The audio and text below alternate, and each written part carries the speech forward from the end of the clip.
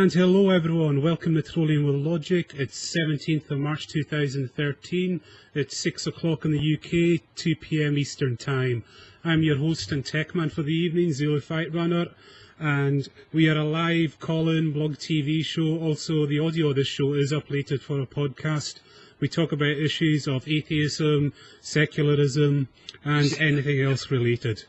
And just a very quick announcement before anything else. As you are all aware, on 24th of March, Blog TV will be no more as it's merging with YouNow. Now, we have looked at YouNow and it's not a practical solution for us. So what we are doing is we'll be moving to Vaughan Live on the 31st of March, and our guest then will be Dan Barker. Please go down below to the playground, click the link there to follow, sign up for an account. All you need is an email address, very simple, then follow us, and we hope to all see you over there. Also, bear in mind, we do take live calls. Add the contact Trolling with Logic to your Skype, and please remember, if you do call in, you are granting us permission to use your likeness, because the show is recorded, then uploaded to YouTube and iTunes for later viewing. So without further ado, I'll introduce my panel. Our Texan Terror, Casey. Hey. And we have a miracle today, a sober Irishman on St. Paddy's Day, Kitch. Oh, dude. Yes, how can you live with the shame? And the Swedish Iceman, as always, Marty. Hi, everyone. And we'll hand over to the Velociraptor. He's got something to say, and then the introduction of our special guest. So take it away, Lundy. Thank you very much, Zulu. So on the last show, I said something that I now regret, and I didn't know that I said at the time. At the time, we were discussing gay marriage, and I was telling my opinion about it, and I mentioned that, you know, if we were to get rid of the entire governmental institution of marriage as it is and just have big private contracts between different people, anyone can get married and have any sort of off-the-wall, whatever marriage that culture usually looks down upon, 2 men, 2 women, 3 men, and then 5 more women, and then blah, blah, blah. I also mentioned those who are transsexuals, people who are, and I believe I used the word she-male in my description of other kinds of people who I'm not totally sure what exactly to call them, and I've didn't know that I used the word she-male, and it slipped off my tongue, and it never registered after that. And it is a word that I regret using. It's a word that I don't want to use in the future, and it's a word that I'm now conscious of myself to not use and make sure that I don't use in the future. So I apologize to anybody that I may have offended concerning that. And before I introduce our guest, I have one more announcement. There is a video currently on YouTube by Colin Mason. I believe that's how you pronounce his name. Not totally sure. It's called Climate Changes But Facts Don't, Debunking Moncton. It's a 2-hour-long video going over a debate that Moncton had early, I believe, last year. And it just line by line goes through everything that Moncton says, everything that his opponent says, and just trying to clarify all the facts for you guys. It's a very good video. It's very well researched. It's very well done. I'll go ahead and link it for all of you. And there it is. So, without further ado, I'm going to go ahead and introduce our guest. So, our guest is a popular blogger, popular atheist blogger, popular secular blogger, who has written at least 3 different books. The first being not the first, but in order of how I've seen them, The Young Atheist Survival Guide, Helping Secular Students Thrive. The Friendly Atheist, Thoughts on the Role of Religion in Politics and Media. And the ever-popular I Sold My Soul on eBay, Viewing Faith Through an Atheist's Eyes. Ladies and gentlemen, popular atheist blogger and author, Hemant Mehta. Hey guys, thank you. Yeah, welcome to the show. Have you on. And I think, my pleasure. As always, Lundy, I think you can probably take away with the first questions. So one of the big things that usually comes up whenever somebody sees you is... sorry, hold on a second. Are you still there, Lundy? Yeah.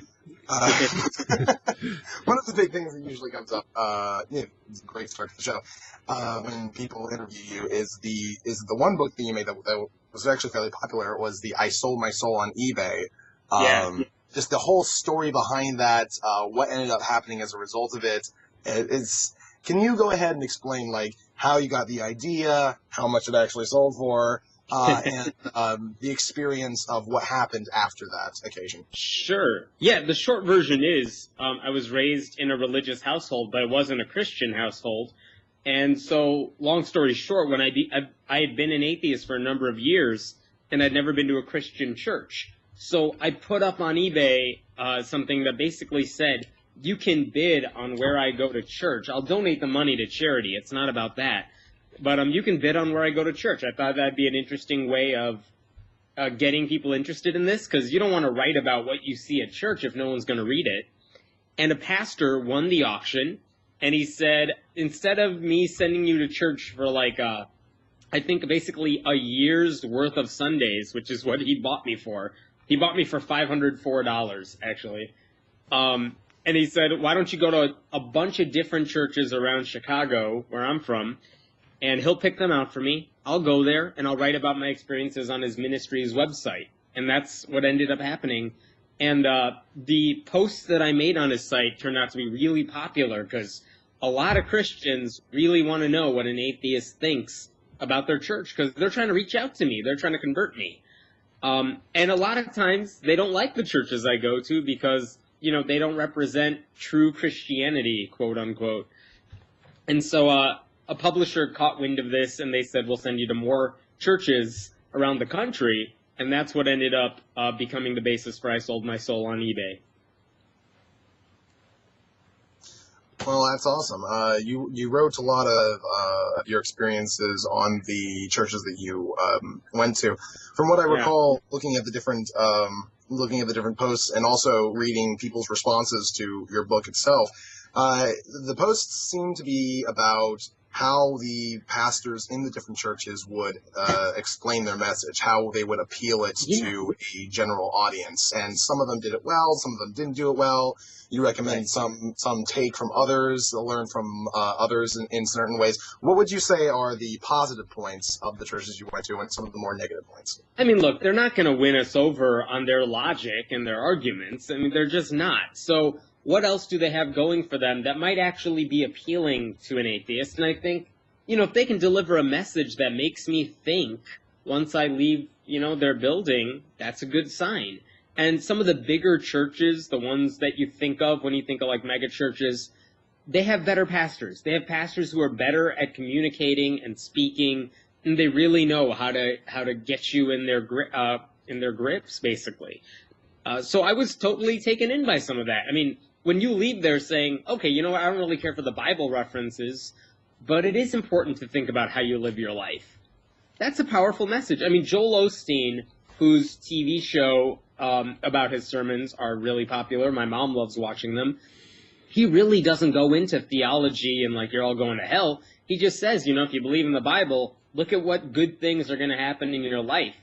And you could totally listen to his message outside of a biblical context and still get something out of it. I think that's effective. I really didn't see that many fire and brimstone services. So I saw a lot more of people just trying to connect whatever the Bible teaches in their interpretation with how we ought to be living our lives.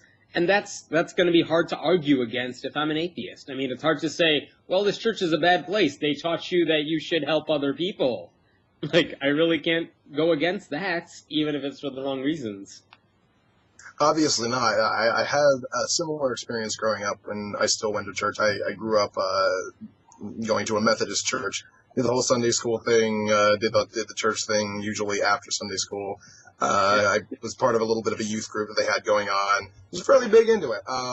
And at the time, what the pastor would do in pretty much every service, the services that I pay attention to, generally they would hand out pamphlets for the little kids to do crossword puzzles and crap while the adults would actually pay attention. But the ones I would listen to, generally she would try and think up nice little parables to inspire everybody in their day-to-day lives, try and make the teachings of Christianity a little more relevant to your average person. And I think that is probably the best thing they can do to, if not convert people, at least keep people in the church as a result, because they go, they experience a decent atmosphere, they're not being yelled at, they're all horrible people that need to burn in hell. So it's a lot more likely that they're going to stay and they're going to get something out of it. It's a big community feel, I think. Yeah, it was. And it's so easy for atheists to say, if we just say the right things, if we have the right arguments, people will lose their faith in God and leave the church. And that is so short-sighted, because what these churches offer isn't just this idea that the Bible is true. It's a whole community. They will take care of you if you lose your job, if your kids need babysitters. All of that these churches can take care of. And so if you're asking people to leave the church, convincing them that God doesn't exist is only step one. You got to give them, a replacement in a lot of cases, and we're really bad at doing that. Well, because we don't really offer a replacement. That's the issue. It's just like, well, now you don't have a God, and now you really can't replace it with anything. So what are you going to do? Exactly as far as the whole community feel, I think the only thing that we could possibly do is form, little communities of people who are like-minded, who say, hey, let's get together, let's be a little more united, let's support each other in our day-to-day lives, and explain, how we are able to go around doing the things that we do, what inspires us, all these kinds of things. I think that's probably the best thing that we can do. Right. We need to do a better job of it. You've seen it in London right now. It's really popular, this Sunday assembly, like the atheist church on there. And why? Because it gives atheists a chance to have that community feel without any of the BS that comes with church. So, more power to them for making that work. But isn't there a risk that when you start talking about an atheist church, that sort of adds fire to the whole atheism is a religion thing? Yeah, it's going to, but again, who cares? Look, anyone who says that is wrong. We know that, because we're not making people believe anything in particular. We're just saying, look, if you agree with us, we can give you a lot of what you got out of church, but we're not going to make you, adhere to this mythology. We're not going to make you get baptized in some weird way. We're just saying, look, if you want to be around people who are rational and like-minded, we're going to do it, and we're going to have fun doing it, and we'll do it at the time when, we know you're free. There's nothing special about Sundays. Christians don't own that. Yeah. They don't own getting together and celebrating anything with friends. We tend to think of those things as very church-like, but it's not. That's just people getting together. So, look, I know it's an easy knock to say, well, it's too much like church. But for a lot of people who are on the verge of, I don't believe in this, I might believe in this, that's a nice transition for them. Yeah, sure. I can see that.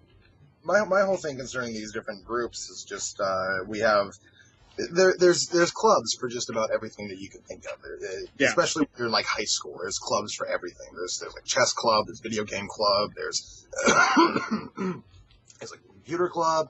There's everything that you can think of, and these people get together. They're all like-minded, and they get together for a common interest. So what really is the difference substantially between a bunch of like-minded people who all don't believe in a God getting together and not really just saying, it's not like we're offering a group of people to get together and go, hey, you don't believe in God? Neither do I. Let's go ahead and not believe in God together. That wouldn't really lead to anything. It's more of it's a friendly atmosphere for people who enjoy talking about the same type of subject. Right. I would gladly listen to those atheist church sermons where they talk about how awesome science is, than hearing how we all should be like, Jesus, blah, blah, blah. The same stuff we've heard many, many times before. The only issue I have with the idea of I understand that they would be appealing to those who are rational and those who are okay, who are good with science, but you'll always find a nice little subgroup of atheists who are pretty anti-science on a number of different issues. You got the conspiracy theorist atheists, you got climate change. Don't mention those. Vaccine denial. You know what? And I haven't seen them promoting any of those wacky scientific fringe elements either. But again, what's the point here? The point is you want to give people – it's very appealing to have this community. We know these churches are doing good, and it's not because every single person in that church believes wholeheartedly everything the pastor says about the Bible. They're doing it because they really get a sense that people in that church care about them. Even people they don't know are bonded together by the fact that they go there. That's not a Christian-only type of thought. That is something that's just, humanity in general. So if we can provide that for them without the rest of the nonsense that, that's the stuff we pick on. No one's knocking churches for being nice to each other. They're knocking churches for spreading bad ideas. So let's get rid of that. Let's replace that. And only for the people who like it and need it. No one's saying you have to go there to be a, true atheist. It's just saying, look, if you like that sort of thing, we'll offer it to you. That's a good idea. Yep. Casey, you had a question? Oh, yes, I did. So, what exactly are these atheist churches? Well, anything else? What else do they do? I haven't been to one particular myself. I've only read about them online, but my understanding is they sing songs that appeal to people. They might have a quote-unquote sermon that is talking about the beauty of science or how we could live our lives or something. And as far as I know, that's about it. I think they're trying to expand into volunteer work, too, do some charity work, but they're not at that point yet. I could be wrong about that stuff, though. So it's kind of like church without the God and the Jesus. Pretty much. And again, for a lot of people who have been to those services, and especially people who left their churches and are, just brand new atheists, that's an amazing feeling to be part of a community like that. Works for me. Okay. One of the other books that you wrote was The Young Atheist Survival Guide. Yeah. Making Secular Students Thrive. Can you go ahead and just kind of give some of the advice that you give in the book here? Just give people a little bit of an excerpt of what exactly you would, the advice you would give. Sure. I mean, in general, this is almost piggybacking on the atheist church idea. When you're in high school or college, especially in America, there is a huge stigma with being an atheist. And we've seen over the past several years how powerful it is to have atheist groups on college campuses just to break stereotypes that a lot of Christians and other religious people have. They're good for starting conversations and starting debates. And that's really what you want to see in school. You want people to trade their ideas back and forth and may the best one win. What we haven't seen a lot of is that same type of philosophy applied to high school students. Now, those schools, in America anyway, have every right, just like colleges, to have atheist clubs. But we haven't seen that many of them.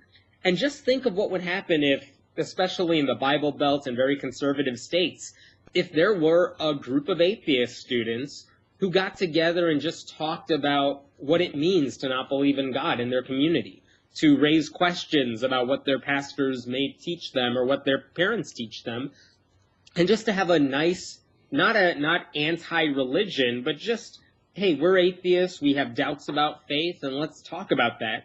And that's the age when you really start thinking about these things seriously. We're starting to see those groups grow.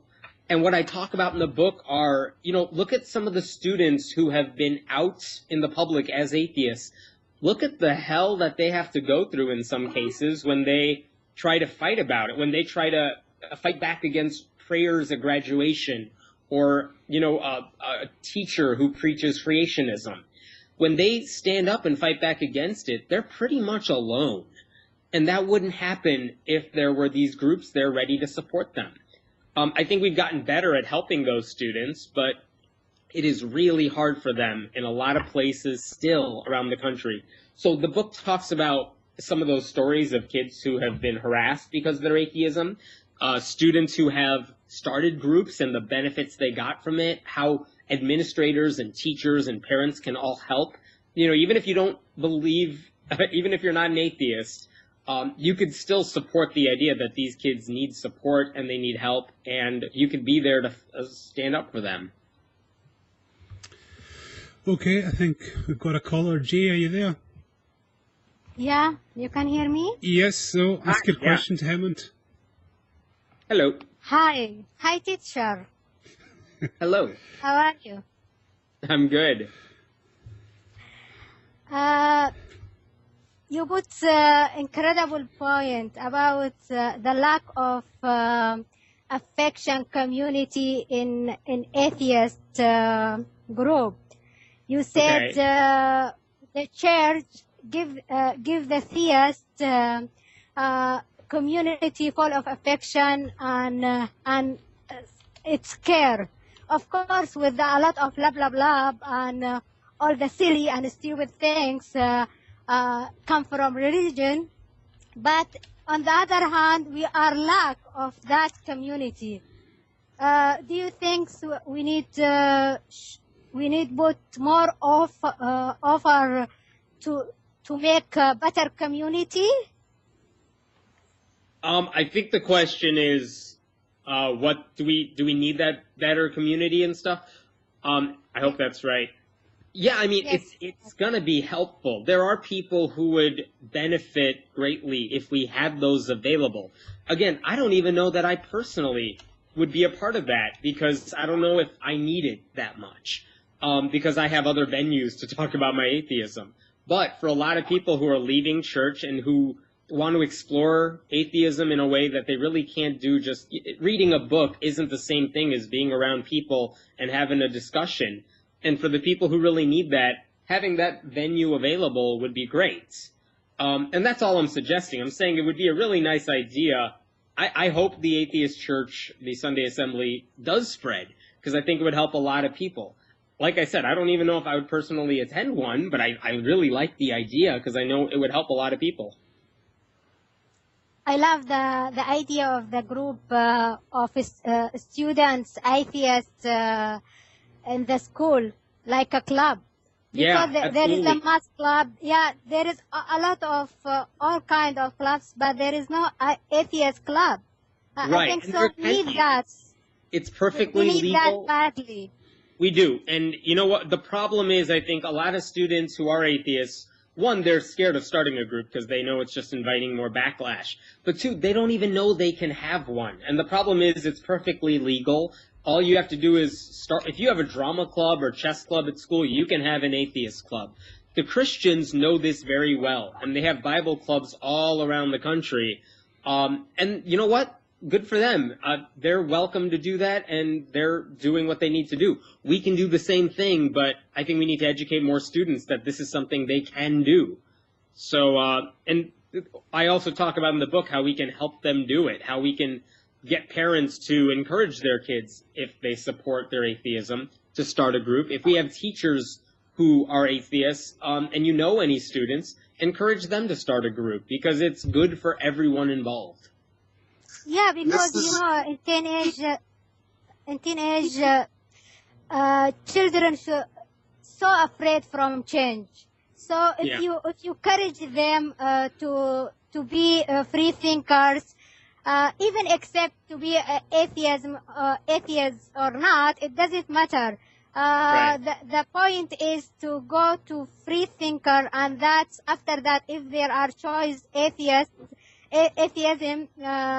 as a thing, so that's good for them. But they need courage, and they need a good environment. And Yeah, our and they history, need I think teachers so. and administrators. Go ahead. Yeah, they need teachers and administrators who are going to support them too. I was just going to say, oh, we've lost Casey. He was going to speak about this. Casey, are you sorry. there?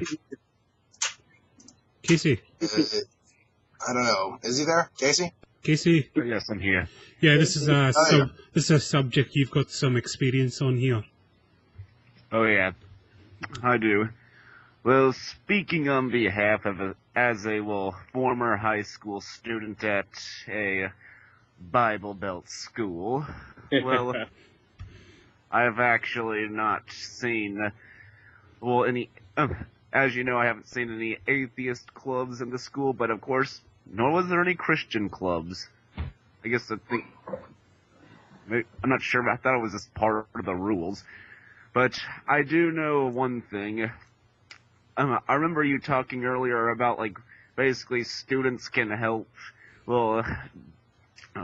theists not have this, bad thought on, atheists. And, I think it could work, because it has happened to me, such as in one of my classes.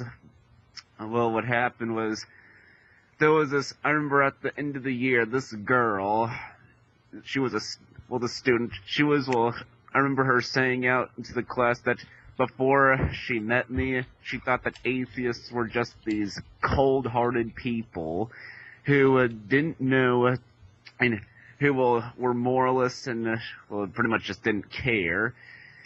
But of course, then after she met me, she will learn that was not the case. And also, on the part about the prayer at graduation, I would agree that it does make people feel alienated. In fact, they have to have this, I've noticed they had to have this group, this group thought, and, well, even ones that weren't, Christian would have to be a part of the prayer because, I guess what happens is, when you're part of this, during this graduation prayer, people don't want to be pretty much egged on. Right. Thinking that, and, in fact, while some people would have to participate because they didn't want to feel alienated, I pretty much just didn't join in at all. And while I would fight back against the school prayer because of how alienating it is, but of course, it's not against the Constitution to do it because it's student-led. Now, if it was led by a... Yeah, I think, go on. Yeah. And a lot of those things are debatable, whether they're really student-led or if the administration is just kind of encouraging it. But again, if we're on the lookout for it, even if you don't know if it's legal or not, there are groups that specialize in these things, and we want to let students know, if you think there's something up, talk to, Freedom from Religion Foundation, talk to the ACLU or Americans United. They'll help you out. Yes, yeah, I would do that, especially since I like Dan Barker, but moving on, I also do remember how over at my school, pretty much,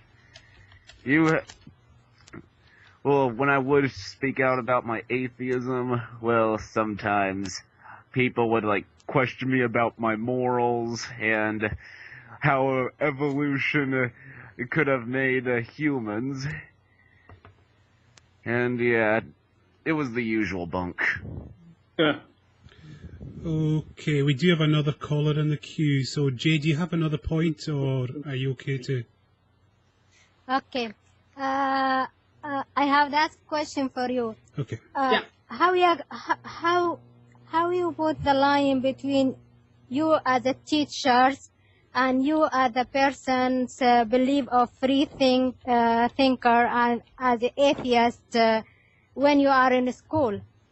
Sure. When I'm working, I work as a high school teacher. When I'm in class, that's my job. I'm a teacher, first and foremost. I don't talk about atheism in the classroom or anything like that.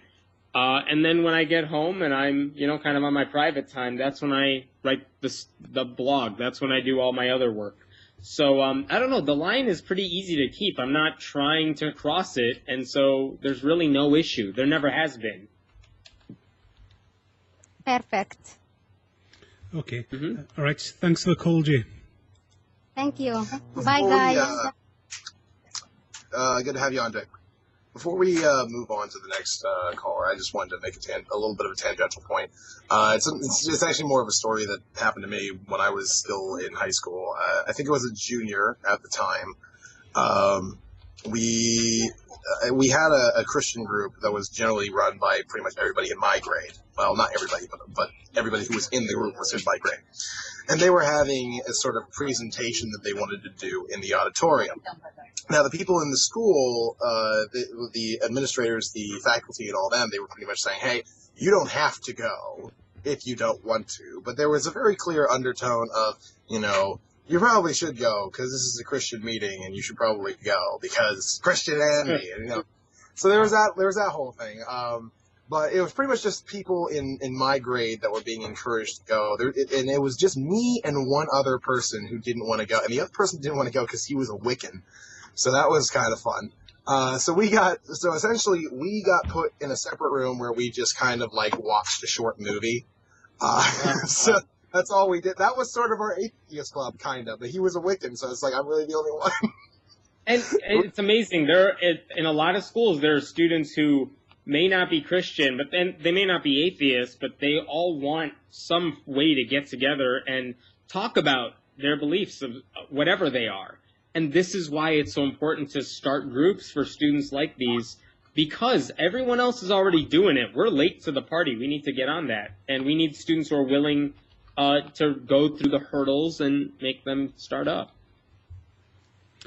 When, for example, when I was in secondary school, a lot of us entered in, we're about 12 years old, 13, thereabouts, and we're all pretty much Catholic, or I say most of us are Catholic because of the confirmation one, bribery. Kitch, And by the time Kitch, we left, Kitch, no one really wanted Kitch, we can't hear you at all. I can kind of hear him. It just sounds really far away. Yeah, the quality is really bad. Hold on. How about now? Speak again, Kitch. How about now? That's better, yeah. A little better. Oh, okay, I'll just speak a bit. Probably speak a bit slower as well. Oh, okay. I was going to say, when we were in Catholic school, we were pretty much all going in 12, 13 years old, just on our confirmation. Mostly probably were Catholic at that stage because of the bribery from the confirmation. We were all talking about, well, we got 100, 200. Anyway, that's relevant. But by the end of our secondary school education, I'd say a good chunk of us were atheists. And we have to go to the graduation to a Catholic mass. And no one was happy about that. No one was happy. We all just wanted to go straight to the graduation, secondary graduation. You're pretty much screwed because we kept on saying we don't believe in this. Not, but they're saying, oh, this is a Catholic school. There's nothing we could do. Okay, well, I had trouble hearing that. Did anyone else? It ended up coming out pretty mumbled. Yeah, I didn't catch that. Yeah, sorry, Kitch. It's really it sounds mumbled, really. Quite muffled, the sound. Anyway, we do have a caller, so we'll go to the caller, Kitchen, if you can try and sort out your mic. Mandalore, are you there? I'm doing fine. Can you hear me? Yeah, we can hear you loud and yep. clear. Just fine. So, fire away. Nope. Mandalore? Yeah, I'm here. Yeah, go ahead with your point. Okay. I just wanted to mention about my background. I can assume you're from the UK? Yeah, I'm from Scotland. Oh, Scotland. Ireland. Alright. Now, we have a couple Americans in here, right? One. Yep. We got a Scotsman, we got an Irishman, we got a Sweden, and I'm an Irishman, and I believe Hemant is in America. Right. Okay. Well, because I wanted to make the point about I know y'all may have seen The Amazing Atheist that one video when he mentioned the point about the U.S. states that have the most religious people have had the highest crimes and blah blah blah blah. Right. Okay. I'm from the most religious state, which happens to be the highest crime in the U.S. For those who don't know, that's the state of Louisiana, deep south, right by Texas. I used to be a very devout Christian, and just like a lot of other people around here, but of course, within years of time, something didn't feel right, and I started looking into it. I actually not only read the Bible, but also read the history of religion, started doing, looking through more secular books to find out what was wrong, and then I started to learn what was really wrong, and that's where I converted, well, not converted, but deconverted to Christianity and went agnostic and then became atheist officially.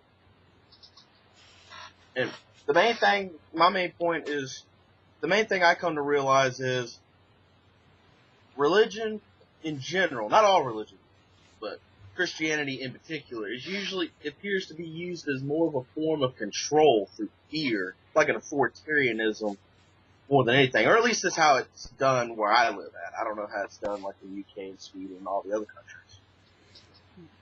Yeah, I can sort of agree with that. I came from a probably one of the most religious parts of Scotland, and the church was kind of a very authoritative thing in our lives. It kind of dominated our culture. Like where I was, they were obsessed with the Sabbath observance, and my parents they weren't particularly religious, but they wouldn't let me go out in case the church folks saw me outside the house on a Sunday. It would just be like a big social faux pas. So that's kind of my experience of that. I don't know, Hemant, do you want to comment? I did. I missed the first part of that question. Mandel, could you just, rephrase or just make it, concise, one sentence, what you want to speak about? Well, in general, like I said, I just only gave my background. All right. Saying I'm former Christian, just like everybody else, and became deeply converted to atheism after learning about it further, which a lot of Christians usually do not do, because as y'all know, they all say, you gotta have faith, just gotta have faith. Right, but and you know what? Every time one of the things atheist groups do really well is they point out things in the Bible that people don't always know exists. I love it. Some college groups do like atheist Bible studies where they talk about certain books of the Bible, but from a skeptical perspective. Yep. And it's awesome. I love Reddit for the same reason, because they highlight quotations you would never think are in the Bible. Yeah, they're silly memes or just images, but they point out some things that are in there that no one would have suspected. Yeah, I was going to add to that, like one book in particular that's really good is the Brick Testament. I don't know if I love that. Yeah, it's an amazing book, and it's fun. You should all go to Amazon and read the user reviews, and nearly every Christian objects to the sex and violence in that book. And he's saying, it's just the words of the Bible, and I'm putting pictures to them, How can you really complain about it? Mm-hmm. I mean, it's just a comic book. It's just a comic book version of the Bible, really, in a way. It's actually pretty funny. I for me, I was kind of the same way. But until I was about 10, I actually never even read the Bible. I just kept going to church and all that kind of stuff. I went to the whole Sunday school thing. Then they gave me my first Bible, and I read it, and I was like, holy shit. Yeah, I think it's the same for everyone when they grow up Christian. When they actually read the Bible, they're really shocked at some of the things that are in there. Yeah, Lundy, it's pretty much when you first read the Bible, it's literally everyone says the exact same thing. Can't see it. There's a lot of noise. I generally get that notion from everyone else who first reads it. Not those who've been in the movement of Christian for a period of time. Those who until they were 20 before they read it, they'll come up with rationalizations. And one of the funny things is the Bible that they gave me was called an adventure Bible, which was kind of weird. It was a Bible specifically with like built-in apologetics. Like every time a questionable verse would come up, there'd be like a little note, and it's just like, go down to the bottom of the page or go to this page to find an explanation of this particular passage. So like, when you would have God hardening Pharaoh's heart, Pharaoh wouldn't let the slaves go. They would be like, they'd have like a little star and be like, go to this page to find out why he did this. And then they'd have like a little built-in apologetics for it. And I thought that was kind of weird. Like, why would the Bible need this? It's a perfect book. I don't understand why it needs this kind of thing going on. I'm sorry if this is going to go off on a tangent. But what's the apologetic they gave for that one? Because well, here's the funny part. That was just stupid. The version of the book that I read, they actually didn't mention that God hardened Pharaoh's heart. Though I knew that actually in there. Well, they took that part out, said Pharaoh simply hardened his own heart and wouldn't let the slaves go. They said, well, why wouldn't he let the slaves go? And essentially they just had a huge paragraph about how Pharaoh he felt he was a god, and if you are a god, you are not responsible to anybody, and so everything that he does is then right. By his own definition, so he can harden his heart and do that kind of thing. That's from his perspective. He thinks that's right. And clearly we know that's not right, and God would never allow that to be had. The choice, like, no. You took out the part. All right. I think Hemant needs to, in a few minutes, you need to leave if I'm reading the chat right. Mm-hmm. There was one very quick question I wanted for. Can you explain what the Foundation Beyond Belief was all about? Absolutely. Yeah. So one of the things that, if you find out how much different faiths give to charity, religious groups are almost always at the top of those lists. And it's not just because they give tithes to their churches, they're just in a habit of giving. They give more to different causes. And I don't think it's because atheists are any less charitable or generous than these people. I think it's because religious groups tend to have very good vehicles for donating. They have a way to do it, and we really don't, unless we do it on our own. So Foundation Beyond Belief was created a few years ago by this guy, Dale McGowan, and I work with it now. And what the group does is it basically says, hey, look, we're going to vet some charities that you may not have heard of that really help the world in a lot of different ways, whether it's women's rights or poverty or animals' rights, things like that. You can choose which ones to support, but we're going to make it as easy for you as possible to not only donate to these groups, but to donate as an atheist with a group of other atheists, because we think that a lot of people will take part in that if we make it as easy as possible for them, more so than they might have done on their own. Cool. And so it's been about 2.5 years now, almost, and we have raised more than $750,000, well over that. And this is money that has gone to these different charities. And every month we're giving away tens of thousands of dollars to these different groups, really making a difference in their organizations. And it's, courtesy of, I guess, godless money, if you want to call it that. And it's awesome. It's just a wonderful organization. It's all about helping other people and not just, ourselves. And that's an awesome cause. What's some of the causes that it supports, if you can? Sure. Let me get you the actual thing. The URL, by the way, is foundationbeyondbelief.org. Right. Our beneficiaries have included things like, this quarter, we change it every 3 months, we've supported a group called Men Can Stop Rape, which is a human rights organization. We have done the Innocence Project, which is a popular one for a lot of people. It helps get DNA evidence for people wrongly convicted of crimes. The Equal Justice Initiative to really put a stop on putting people in prison, incarceration for a long time. Environmental and Energy Study Institute, the Diane Fossey Gorilla Fund. I mean, this is really a wide range of organizations, and you can see them on the website. But we've been doing this since 2010, the beginning of it. And you know what? As a kind of outreach, we even say one of the charities we're going to pick every month that you could choose whether or not to give money to is an organization that is run by religious people, but it is not a religious organization. They don't spend any money proselytizing. They just happen to be religious people doing awesome things. We call that Challenge the Gap. So this quarter we're doing Buddhist Global Relief. Okay. And we support what they're doing, and they're using the money for good reasons. So check out the website, foundationbeyondbelief.org, and if you like it, be a part of it. I mean, we got so many members right now. We have over 1,000 members that give every month, and just a really good group of people. Before we move on to the next couple questions, I just want to address something that's been going on in the chat for a little bit. It's died down a little bit, but I want to go ahead and bring it back up. There is a user named Pure Rock. He's one of the guests in the chat. He essentially went over what he feels to be the issues that he sees in society today as far as indoctrination goes.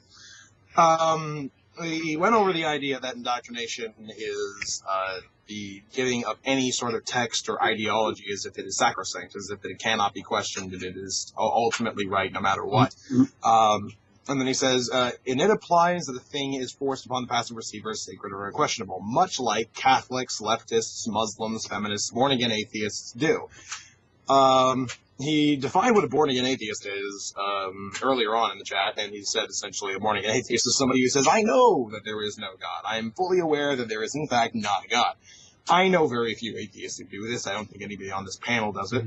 The only, I guess the maximum I would go in that notion is, depending on the definition of the God that you're using, I can say whether or not I can substantially know whether or not that God exists, but I can't know that there is no God whatsoever. Because there's just so many different definitions, and some of them are rather vague and unaddressable, such as a deistic God or anything like that, just as an example. He said, for real-world examples, look there. As far as and I got a little perturbed because he included leftists and feminists and stuff in there, and it seems to me that he's simply saying any ideology that anybody holds is something to be ashamed of because you are holding to it dogmatically, which is never universally the case, as far as I am aware. It's never universally the case that if one is a feminist, they will always be a feminist, and they will become extreme in their feminism, and it is just, feminism is the only thing to focus on, blah, blah, blah. I know people who have been on the left on the political scale who have gone to the right. I know people who were on the right who have gone to the left. There's plenty of wiggle room. There's plenty of gray area of people who don't take this kind of stuff dogmatically. And if you're going to pretty much say that any label that anyone puts on any ideology can be equivalent to any dogmaticism, I have to say we have a little bit of an issue, because then that prevents anyone from getting anything done ever. Yeah, I agree. I mean, people pick fights about anything and everything, and it's a lot easier to just ignore them in a lot of cases. I mean, I know what I believe. I don't need, whether or not I use a label to describe it, it doesn't mean it's dogmatic. It doesn't mean I agree with everything everyone has ever said on the subject, you know. So, I don't know. I don't take those seriously. It's interesting that you said leftists were indoctrinated or dogmatic or whatever it was. What about people on the right? Wouldn't you say no to them? I brought that up in the chat. I said, okay, what about conservatives? And he goes, well, do you consider, I know conservatism exists in America. Do you consider them dogmatic? Because if they are dogmatic, then sure, they are dogmatic. Like, that's just a tautology. If they are dogmatic, then they are dogmatic. But the same thing can be said towards the leftists. So if you're going to point out the leftists and not point out the right-wingers, and then I point out the right-wingers, and you go, well, if you want to call them that, then it seems to me that there's a little bit of a bias going on. Sorry, Lundy, we've got to interrupt you mid-flow, but I think Hemant has to leave at this point. Yeah, thank you guys so much for having me. And hey, if anyone has any questions for me that they didn't get answered, my website is friendlyatheist.com. The contact information is all on there, and it's always fun to hear from people. So thank you so much for the invite, guys. Thank you very much for coming along. It's been a pleasure. Thanks for coming on. Absolutely. Thank you. Happy St. Now Patrick's. they call you the friendly atheist. St. Patty's. Happy St. Paddy's. See you. You too. Happy St. Paddy's Day. You too. Happy 8 Patrick's Day. You know that. Okay, Lundy, I think we can let you go back into rant there. Yeah, Pure Rock's now going on and saying that he didn't say any sort of tautology, and it was never, if you want to call them dogmatic, then sure, they're dogmatic or whatever. Pretty much what you did, Pure Rock, and I'll just go ahead and say this, is you essentially said that any label that anyone gives to themselves in order to label their ideology, and they go for that ideology, you said, oh, that's dogmatic.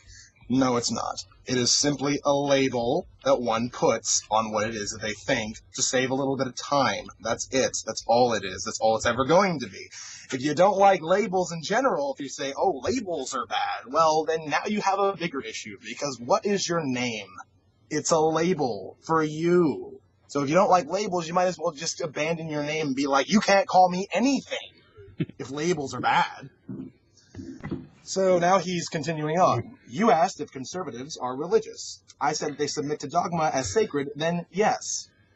Okay. So if they are, I believe that you have essentially equated religion with dogmaticism. So if they submit to a dogma as sacred, then they are dogmatic. So if they are dogmatic, then they are dogmatic. That is a tautology. I'm sorry that there's no escaping that. All right. I don't think arguing with the chat room makes for a good show later on. I don't know. No, probably not. No. There was one thing I wanted to update, like the Lawrence Krauss situation. Did everyone? I take it everyone's aware of it now. Yep. Yeah. Basically, there was a follow-up to that Hamza Sortzis and his crew are now banned from the university from holding any more events. Oh, good. And another interesting thing was Excellent. Hamza Sortz's Wikipedia page has been deleted by Wiki, as they said this man has not contributed anything of academic worth. He just repeats stuff from other academics. What? Yeah, Hamza Sortzis. That is awesome. Yeah, they just say he's just repeating stuff from other. Basically, they're saying what everyone else is saying. He's just an Islamic version of him. William Lake Craig. Yes, him. Yeah, that's the one. An even less charismatic version, I would say. I mean, The high-pitched voice and beard do make it a kind of weird parody. It makes it very difficult to relate to the guy. First and foremost, Hamza, I've watched a few debates that Hamza's been in, and it seems to me after he gets off his first argument in his first rebuttal, after that, if the other guy is doing at least fairly well against him, he usually just starts devolving into, so you can see that he has hatred towards the Islamic people, and he has some sort of racism that is in him, probably culturally. He's always getting into that. You hate my people, and you are racist, and that's why you're wrong. He always does this in like every debate, especially the ones that he's losing. Yep. You saw the Stephen Law one. I'm taking Stephen Law I don't know, does Stephen Law even have to get out of first gear too? Not really. I mean, it was so funny to actually watch that debate because Stephen was, you could tell Stephen didn't even feel like being there, and he didn't even have to try. He was already addressing audience questions within his opening statement, just going, all right, I'll go ahead and take a question. What do you want to say? It was really freaking great. Like, he sat there, was like, I have absolutely no interest in anything that he said. Nothing he said is right. So, what do you guys have to say about it? I'll go ahead and address you guys. I think that's probably the best way to address people like that. Yeah. I mean, don't play their game. Yeah. Well, I think in the light of the Lawrence Krauss incident, I think Hamza's kind of been exposed for what he is now. He sort of did have a shield that he wasn't really that well known, but I think now to the wider community, his reputation's been exposed for what he is. And it's a negative reputation too, so yeah. It's really bad for him no matter what. Like, sure, now you're fairly well known, but not in a good way. And he still won't debate the rationalizer. He won't debate the rationalizer? No, he won't. He said he's kind of, it's weird, if you go to the rationalizer, who is a fantastic YouTuber, does some excellent videos on Islam, I think it all started with when Hamza was on the infamous Magic Sandwich episode. I think we've all seen it. The one where the one where they had the rationalizer on. Yeah, and then rationalizer came on and basically embarrassed him. And then he said, I'm not going to do any more Skype calls. And then later on it was found out he was. And he's flip-flop back and forth. Like, he'll say he'll debate the rationalizer and then keeps pulling out all the time. So, but it would be awesome. It'd be awesome to see, because I've seen the rationalizer debate, and the rationalizer doesn't take any shit off anyone. Y'all watch the Magic Sandwich still? Yes, we did. I've not watched too many episodes of the Magic Sandwich Show because I find all the episodes to be fairly boring. Yeah. And every once in a while, when they get a Christian on the call, they just abuse the hell out of them, and it's just so hard to watch. Yeah, it is. What about Arona in there? Well, AronRa, he's overly aggressive in how he approaches people. He's always interrupting them. He's always trying to make a lot of points, like bullet points, just saying them as fast as he can to get them out, not letting anybody talk. And he doesn't even let the other hosts talk. He gets visibly frustrated when the other hosts try to get in and go, well, I have a point too. He's like, I'm trying to make my point. Texas rage for you. Yep. Yeah, that might be. Thunderfoot's pretty much the same way, I think. But anyway, let's not trash talk another show because it's just like assholes. Yeah. I like I recommend everybody go to his channel. He makes good videos. Yeah, and it's just absolutely. And do check out the Magic Sandwich Show. They do some good episodes. Yeah, in fact, I do like how Aron, he taught me lots of things when I was, beginning my YouTube atheism. Yeah, I mean, let's just say I think foundational falsehoods and why do people laugh at creationists are sort of, I mean, if you're an atheist on YouTube, whether you like those guys or not, they are must-watch. Yeah, and also DPR's very first series on Venom Fang X. Yeah. That's also another classic. I mean, they have made some really important videos, all those guys. Absolutely. Yep. Yes, even meeting the guy that had some relation to Charles Darwin. Yeah. Any other points anyone wants to bring up? Like Lundy, you always have a point anyway. So. I'm a big mouth asshole. Yes, you're a philosopher, for crying out loud. I mean, if you can't get a philosopher to talk, what's the world coming to?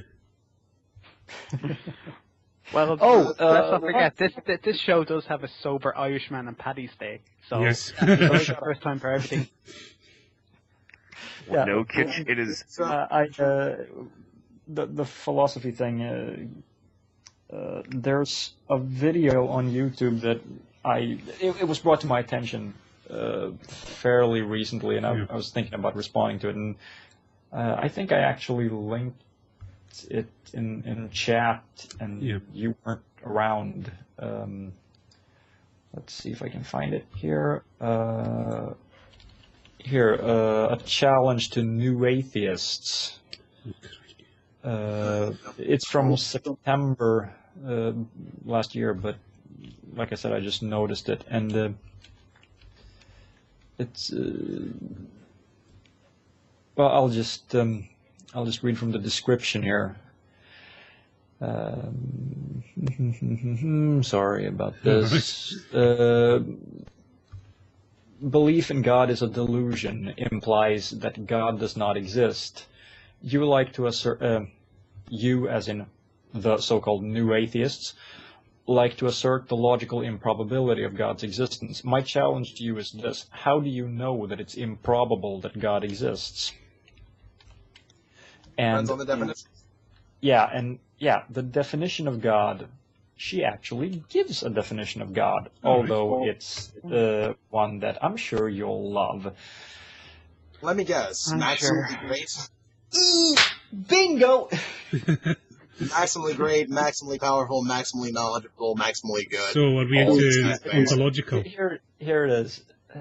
I'm referring to what philosophers call a maximally great being. God is described as a person who is timeless, beginningless, and changeless.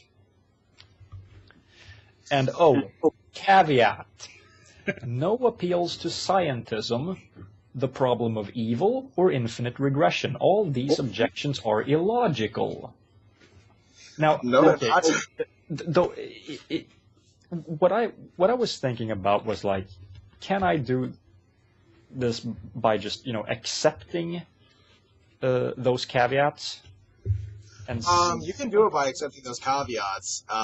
It'll be a little more difficult, but there's other things you can do. You can appeal. There's plenty of different arguments you can give. I personally like Stephen Law.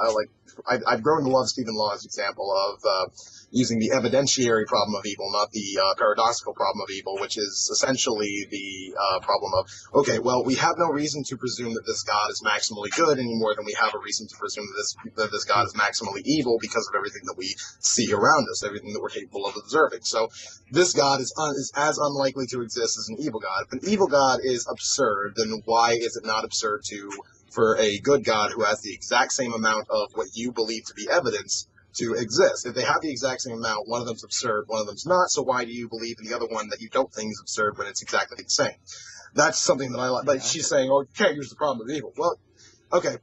I don't know if she's talking about the paradoxical problem, but the evidentiary problem is still something that has not been solved as far as I'm concerned.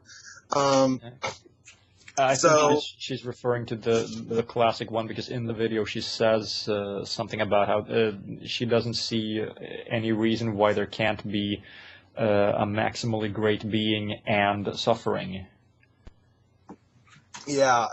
To which I would respond, although this would be breaking the rules of the challenge, that a maximally great being has already done away with all suffering. You would think, and they actually have, as far as, if you have the conception of heaven, which is supposed to be a place where there is absolutely no evil that's going on, my whole thing is if God can create a place like heaven that has no evil, that has nothing but goodness, that has nothing but pleasure, that has nothing but greatness for everybody who's in there, well then why would he not make that what we experience here on earth as well? If he can do that, why wouldn't he make that everything? It doesn't seem to make any sense to me. And usually what's referred to is, oh, well, free will. He has to give us free will. So what you're saying is we have no free will in heaven. That's what you're saying? Because you're saying that's what causes the evil and free will, and if there's no evil in heaven, then clearly that means that there's no free will, logically, right? But you can don't say that there is free will in heaven, right? If there is free will in heaven, then they have a little bit of an issue. Like, okay, no. I don't think you heard me. Who says we have free will in heaven? Do Christians actually say that, or do they just say we have free will? And that actually let is it be sort of.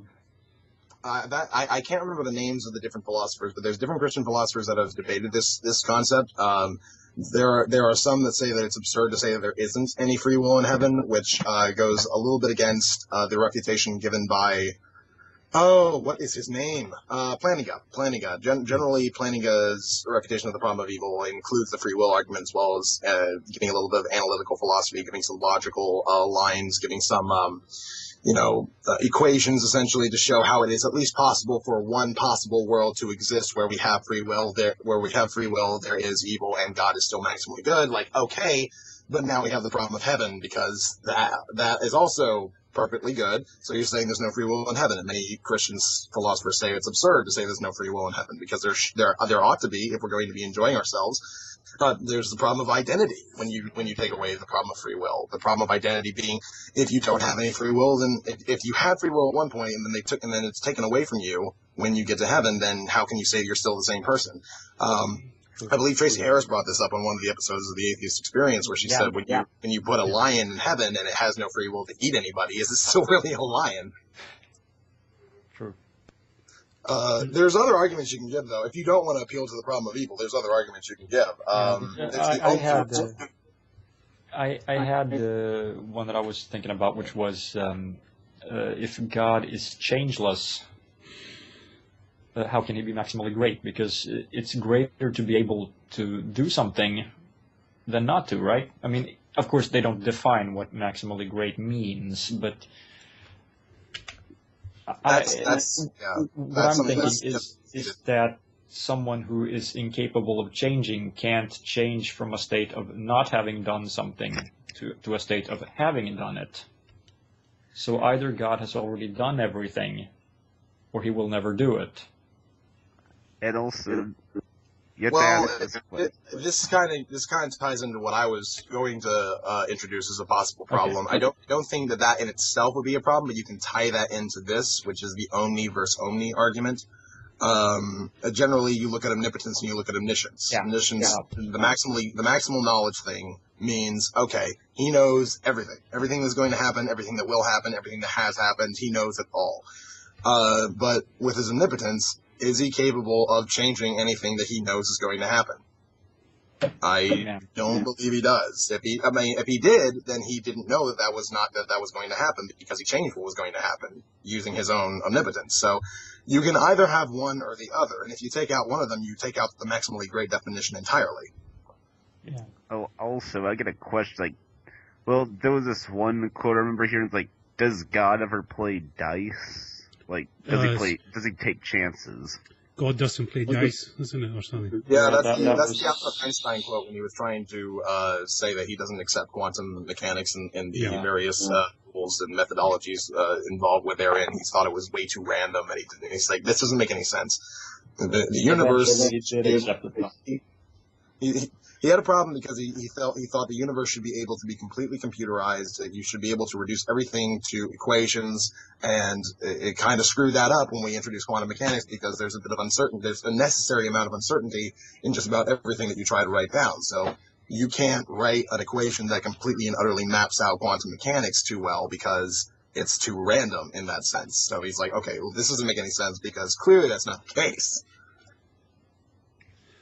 Oh, by the way, Lundy, see this? I'm on to chapter 2 now after a month. Chapter 2? Yes! Chapter 2.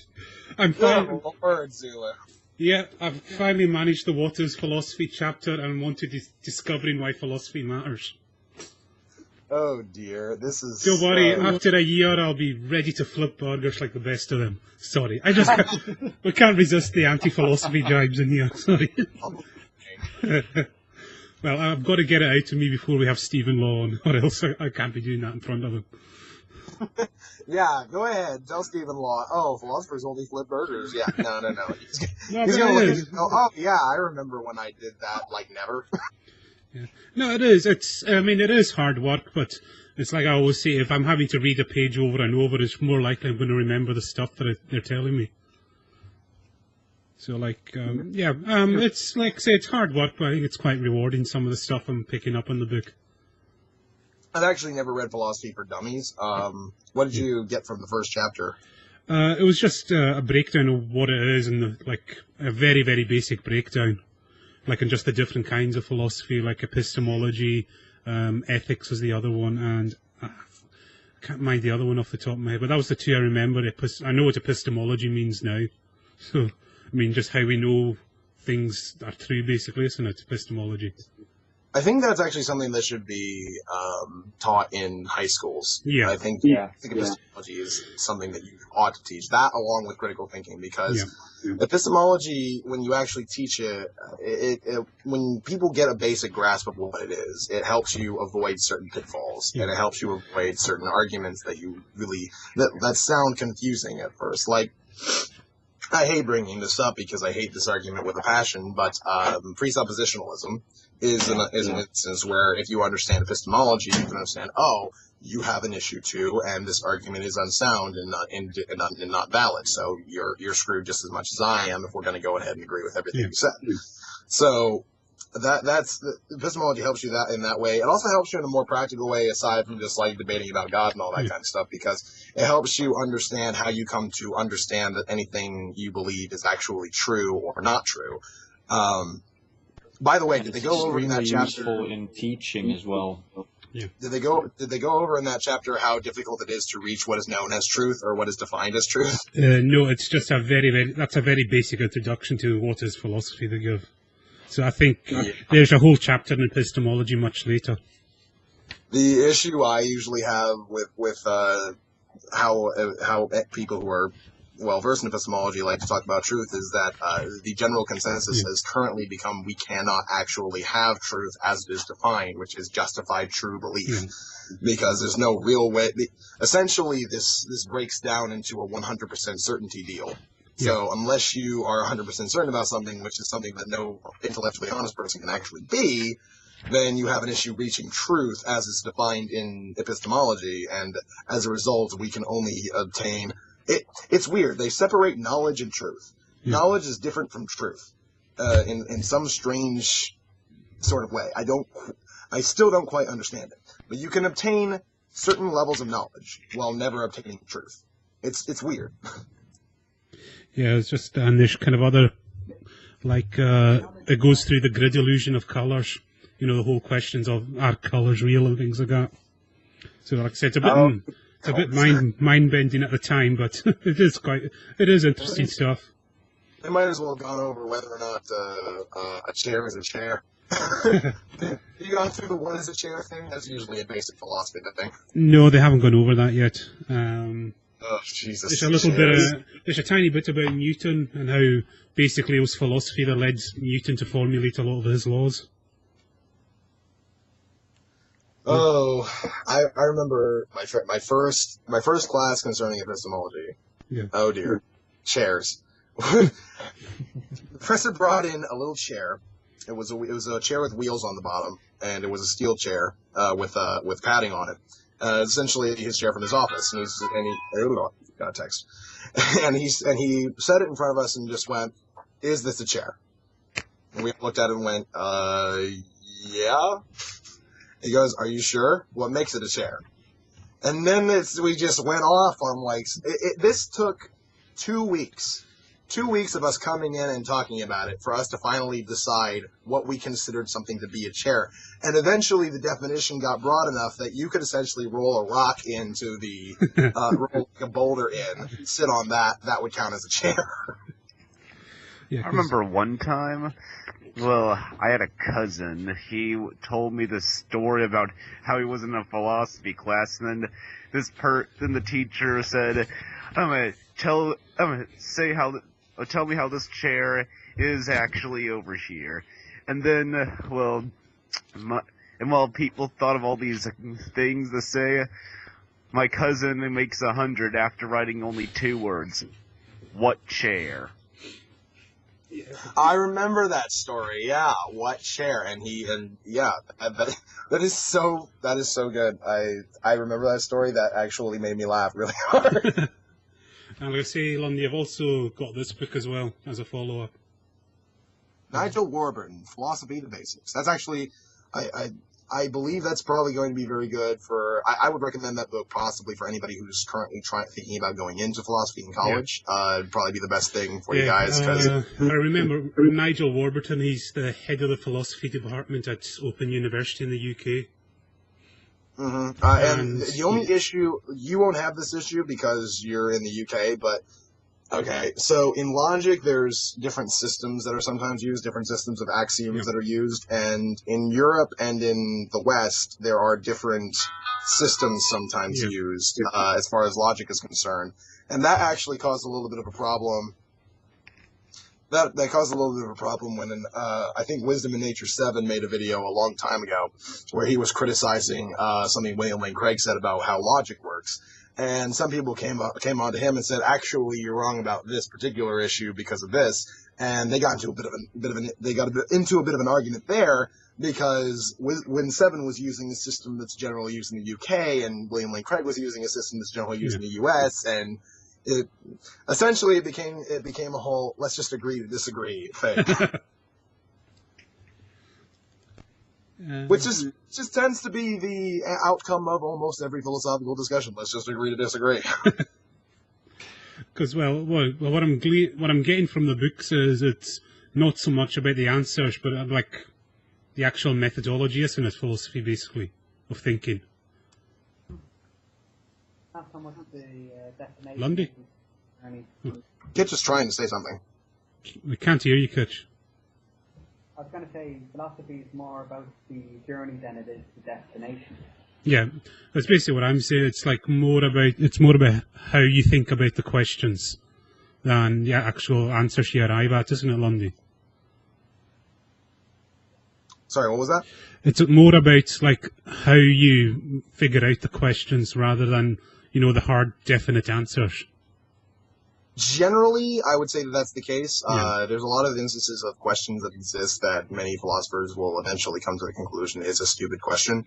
But it's just right now, there's currently a thing going out. What was it? Free will. People argue about free will, and there are some philosophers who say that they don't find the question very good. When you argue about something over the course of 2,000 years and more, you're probably not going to come up with an answer. So maybe you're asking the wrong question. So they're kind of investigating the question of whether or not we have free will and saying, is there any substance to even be gained from this question in itself? And a lot of people are starting to come over to the concept of perhaps not. Perhaps we need to think of a different question to address what it is we're trying to talk about. I have a question about that. What is free will supposed to be anyway? Because I tend to think of it like it should mean that nothing influences your decisions, which would mean that your decisions are completely random, right? I was thinking that free. Well, not necessarily. It depends on which stance you currently take in the whole free will, quote unquote, debate. You can be a compatibilist and agree that you have free will and it's not necessarily random. You could be a determinist and say that you don't have free will and nothing is random. You can say, well, not nothing, but on a macroscopic scale, nothing. Yeah. And you can also be sort of a libertarian sense of free will believer, and you can say that, there is no determining factor as to what you're going to do at any point, and it's all completely and totally up to you. I don't quite understand that one too much because I don't understand the mechanism that's being proposed as to how we are able to assert this will on the universe if it's not in any way dictated by the universe. It's really weird for me to try and understand that. I've been a compatibilist for as long as I've even known about the whole free will thing. I'm just like, well, We are controlled in a certain sense by the universe, by its machinations, by physics, by chemistry, by biology, by all these different things. But it does certainly feel we have options when we're looking at different options. Yeah, but one thing that I've been thinking about is like, take the last time, to take an example, the last time you ordered pizza. You could have picked any set of toppings from the menu. You picked this particular type of pizza. Could you have picked another one? Well, I mean, you picked the one you did for a reason, right? Your personal taste or whatever. Yeah.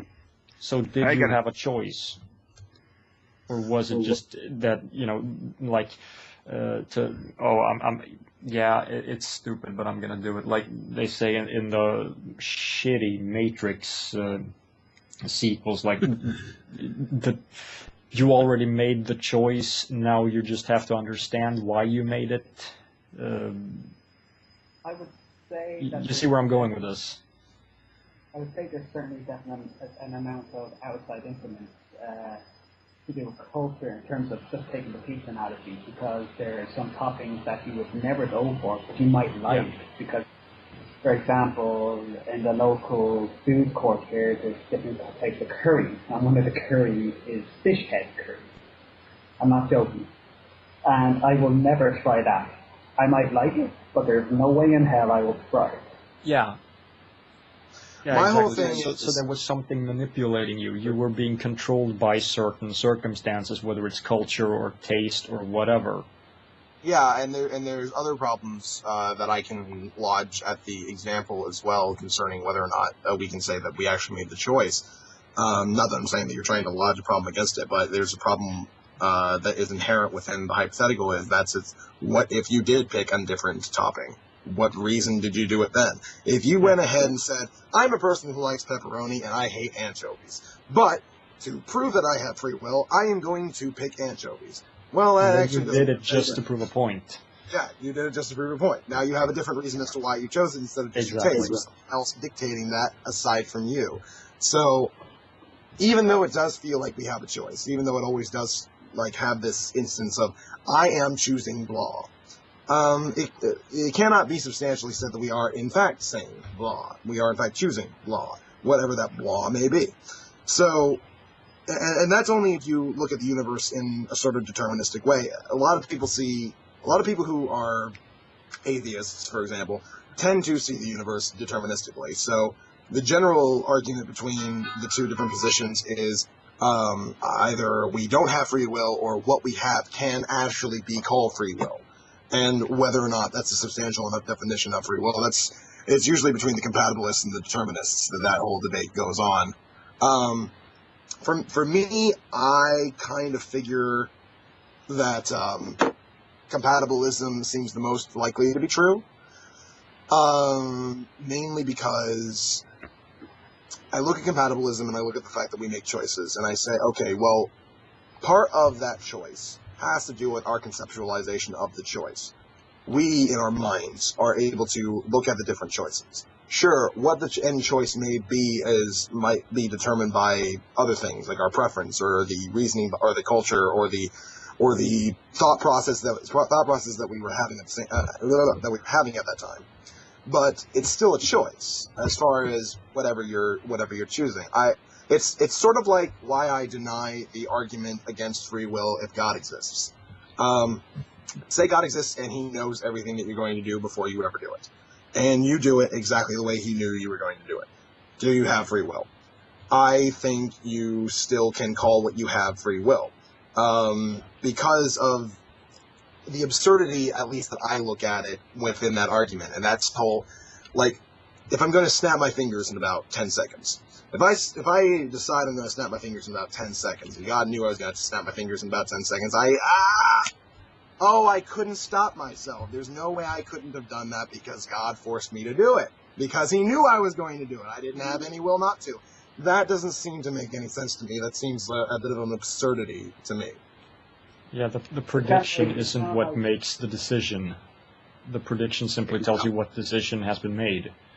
I believe we had this discussion before, Lundy, but, well, it was about, well, if we have free will, like, why are we bound to the laws of nature? Why can we not, like, fly? Or something like that. Or because jump off a cliff and you'll see. Yeah, you can. There was an example that was used in one of my classes. I can't remember the exact details of the example, but was essentially Bob pushed Jim. Jim fell off a cliff. Did Jim have the free will not to fall off the cliff? No, because Jim's free will was. You can say it in two different ways. Either A, the laws of the universe are in such a way that Jim must have fallen off the cliff, regardless of any sort of will that he may or may not have had, or B, he has a level of free will, but it's not powerful enough to supersede the laws of the universe in the way that they are, such as gravity and the like. So there's different ways you can look at it, and the question that philosophy tends to attack is which one is the most substantial way, and are we even looking at the question the right way? I see.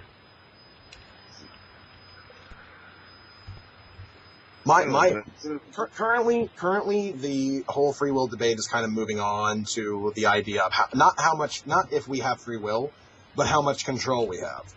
How much of our decision-making processes is dictated by the laws of the universe and our biology, and how much of it is determined by our own thought processes in itself? What level of influence does our personal thought processes have in making decisions?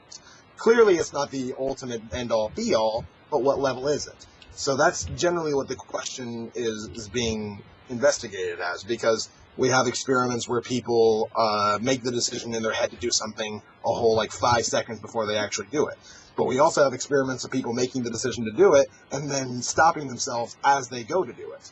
So they made the decision to do it, they were going to do it, and as they're reaching their hand out to do whatever it is they were doing, they stop and they go, "Oh, I'm not going to do that." So is that the level of control that we have, that we can only say no to what our biology is telling us to do? What is the level of control that we have is the question. Isn't it based and measured by conscience? I don't know if conscience can be pulled into play as far as free will goes, mainly because would you say that not just free will, but control, since we're changing the context of control, would you say, you can easily say that a person who is unconscious has no control. But what about what's going on in their heads? What about what it is that they're dreaming? Is that something that you are controlling in any one way? Is that something that you have absolutely no control over? Because we can have experiences of people who, for instance, experience lucid dreaming, where they do, in fact, have control over the things that they are dreaming about, where they have control over their dreams in and of themselves. So if you can have that level of control, even though you're unconscious, then where does consciousness play a role in your control? And I rhymed, and I'm hoping I don't even know it. So if we had control of our dreams, why would we have nightmares? Well, we don't initially. Well, I don't know. I shouldn't say not anybody does, but people in general don't initially have control over their dreams. But it's something that can be taught to us. It's something that we can condition ourselves to be able to do, either through many different exercises. Generally, the thing that's done is I'm not going to say meditate, because that gets into that. A lot of people have a little bit of a schism concerning that word, but you think to yourself for a certain amount of time a day and say, if I'm dreaming and I see a certain thing, I know I'm dreaming. This is real life right now. I would never see this in real life, but if I see this at all, ever, I am dreaming. And you just think about what it is that thing is, and you just keep it in your head, and you try and pound that into your head. When you're dreaming, a great example of that, where you have you put a note in your pocket, you write something on it, and you condition yourself to once every 10 minutes you look at that note, and if it says something other than you wrote on it, you're dreaming. Because one of the things that's actually been looked at, you don't even have to write anything specific, anything that you would even remember, but it just has to be coherent words. Because when you're dreaming, the part of your brain that's capable of comprehending reading is actually not there. It's kind of shut down as you're unconscious. So if you try to read in a dream, you're not going to be able to read. It's just going to be blah. It's going to be like symbols and a bunch of things that just don't make any sense. It's going to be completely garbled. All right. And the point, I guess, is that once you know you're dreaming, you can take control of it. Yeah, which is why I ask, if consciousness plays a role in our control, then why doesn't it play a role when we are unconscious? Yeah. It's a good point. Mm-hmm. All right. Any other points anyone's going to bring up? Kind of just looking at stories. Oh, I wanted to pull something up real quick. Oh, yeah, go ahead. There's been a lot of proliferation of a certain quote that may or may not have been said by the new Pope concerning women and I believe leading. The quote, I believe, was something along the lines of "Women are not built to be able to lead government" or something like that. This quote never existed, as far as anybody can track down. It's been proliferated amongst a Mexican atheist community. It's been proliferated amongst Protestants who are anti-Catholic. It's been proliferated in Europe in some places, mainly Africa in many places. But there is no actual video or interview or anything where this quote comes from. It's just a bunch of people piggybacking off of each other based off of one person who, without any source, simply said, "Hey, the Pope said this once." That's all it is, and as such, I don't think anybody is justified in attributing that quote to the Pope. You can actually go to Snopes.com. They've done an article on this already, of somebody who tried to track down the quote. They couldn't find an actual source for it, so anybody who's trying to say, "Oh, the Pope hates women," can't really see. Yeah, you don't need to make stuff up to find crap about the Catholic Church. Absolutely. Still are anti-condoms. And anti-contraception. Pope, I'm sure he'll do it first. He'll make all the popes himself. You don't need to make it up. Couldn't make anything good. You're having really bad. I was saying, just give the Pope plenty of time, and he'll make the quote for himself. That's usually how it works.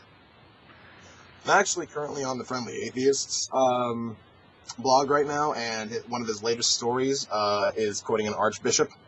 It's just got Wilfred Cox Napier.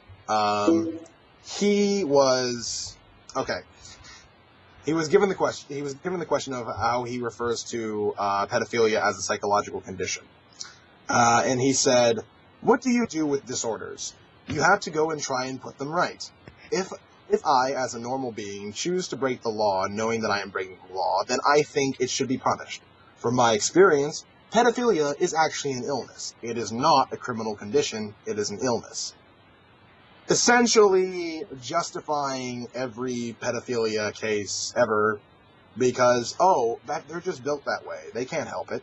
Which is weird for a Christian to say that when I'm pretty sure ones who believe in a libertarian sense of free will where we're not dictated by our psychological conditions. So, I don't know. I know. Sorry, I'm just a bit distracted by the chat room there. But yeah, election of the Pope comments. Rearranging deck chairs on Titanic. Yeah. I think this guy's a hardliner as well, isn't he, apparently? They all are, aren't they? Yeah, but he's very much anti-gay, isn't he? Well, they pointed that out. And if you say a Catholic is anti-gay, I guess that means anti-gay by Catholic standards. Oh, I was going to say, he's also that, the video, the evil condom guy. Hello? Anyone? Sorry, I'm in the middle of talking. Hang on just a second. Yeah. Did you see the video of the evil condom guy? Oh, bloody hell. Was it, it's just some Catholic guy did a video on why condoms are so evil. Stupid stuff. The Catholic Church area is an old man's club at this stage. Yeah. I've not seen that video. No, I'm not surprised.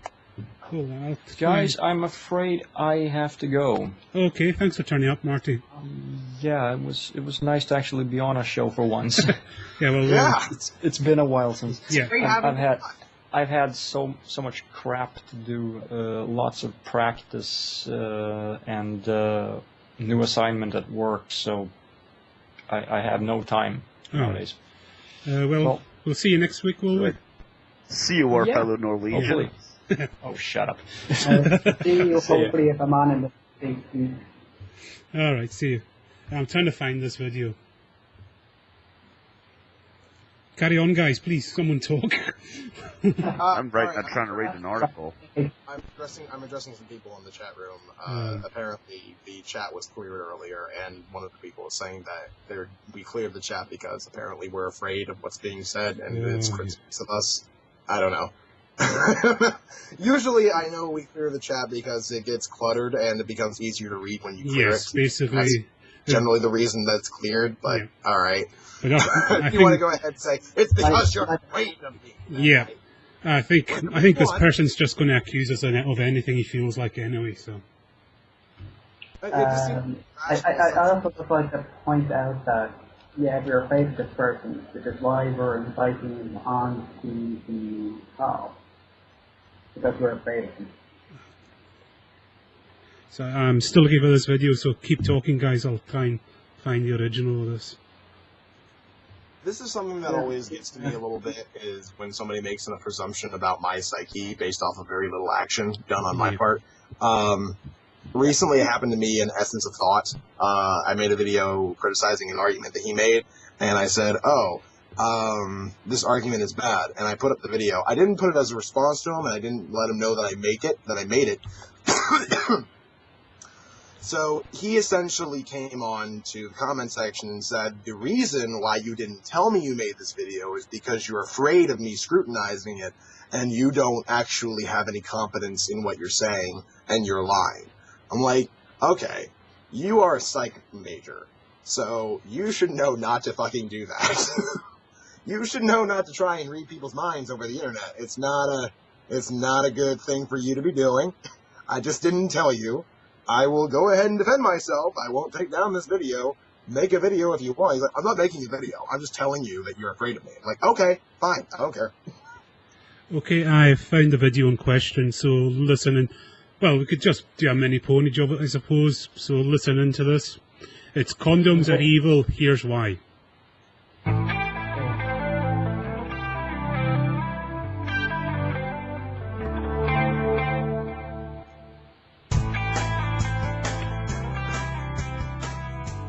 Hi, I'm Tim Haynes of Veracast Network, which you can find at veracast.net. It occurs to me that there are a lot of Catholics who either don't know that condoms are evil or don't know why condoms are evil. I can't believe it either. So I thought I would take a minute to give you guys an explanation. Okay, Catholics, so here is the deal. Check it on out. Condoms are evil because the church says so.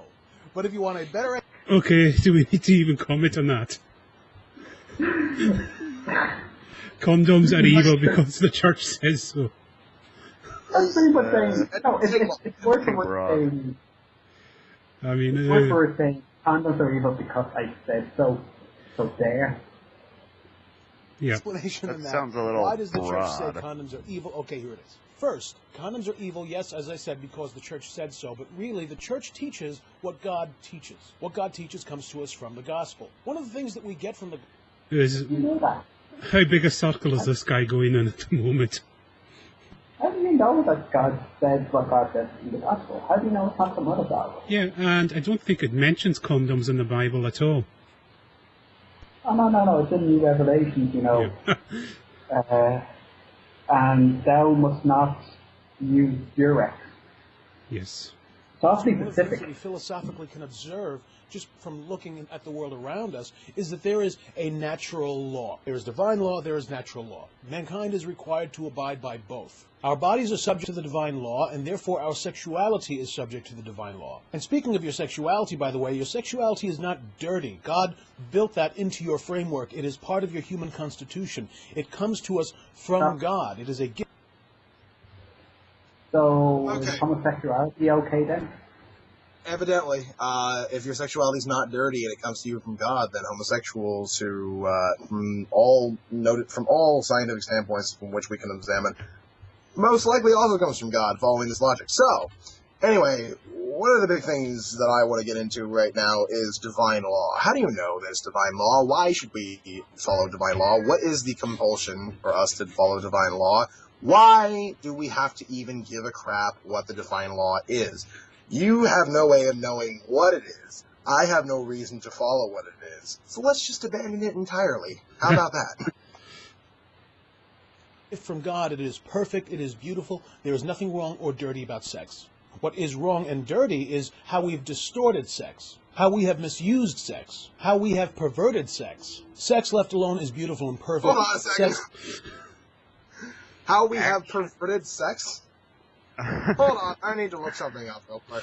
All right. Actually, Shall we carry on? Sexual sex has been pretty much, celebrated since the dawn of man, because you could see it in cave paintings where people would, where they celebrate sex.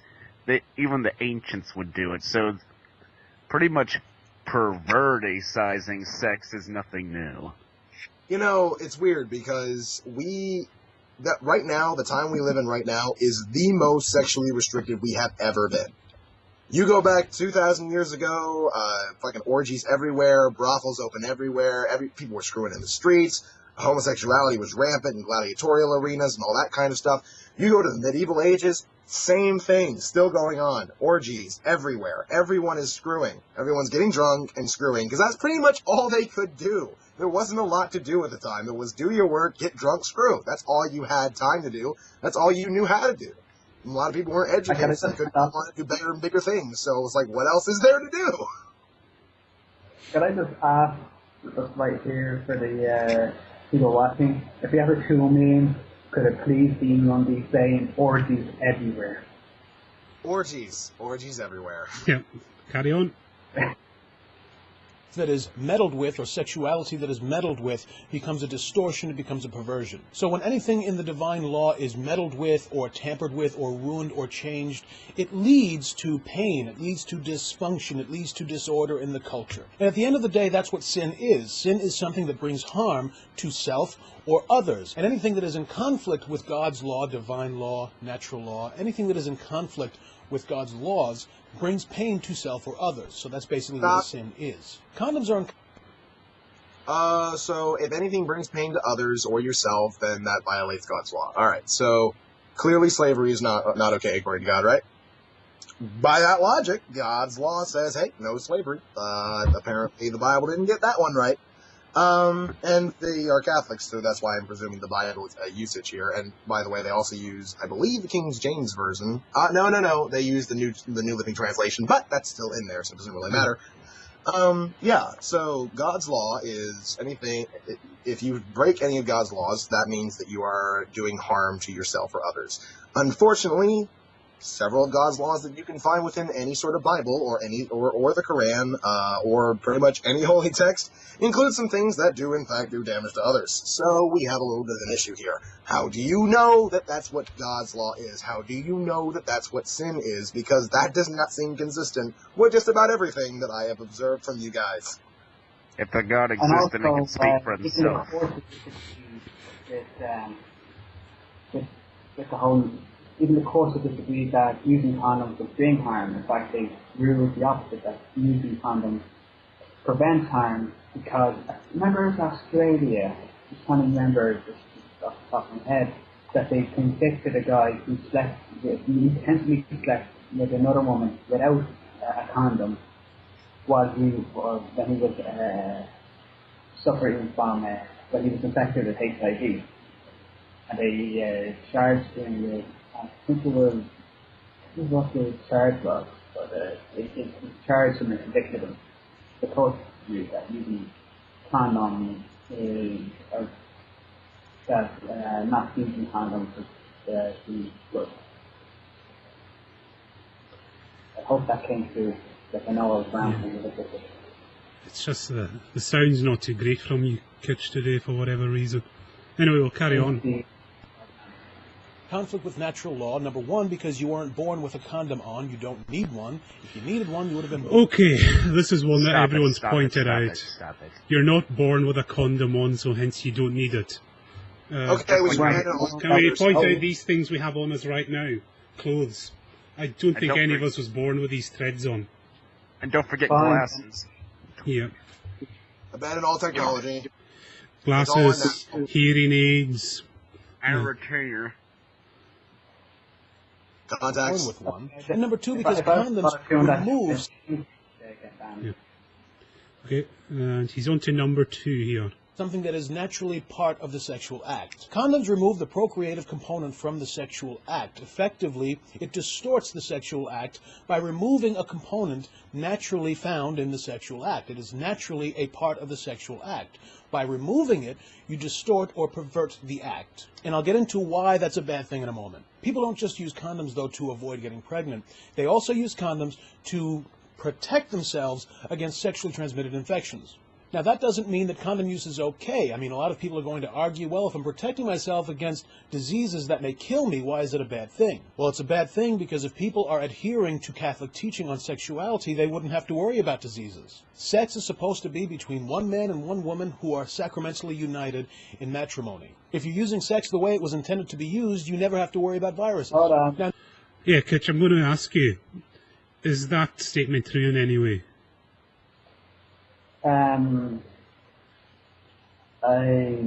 Like, if people were monogamous, there would be no viruses. Is there any scientific truth to that statement? No. Of course there'd be viruses.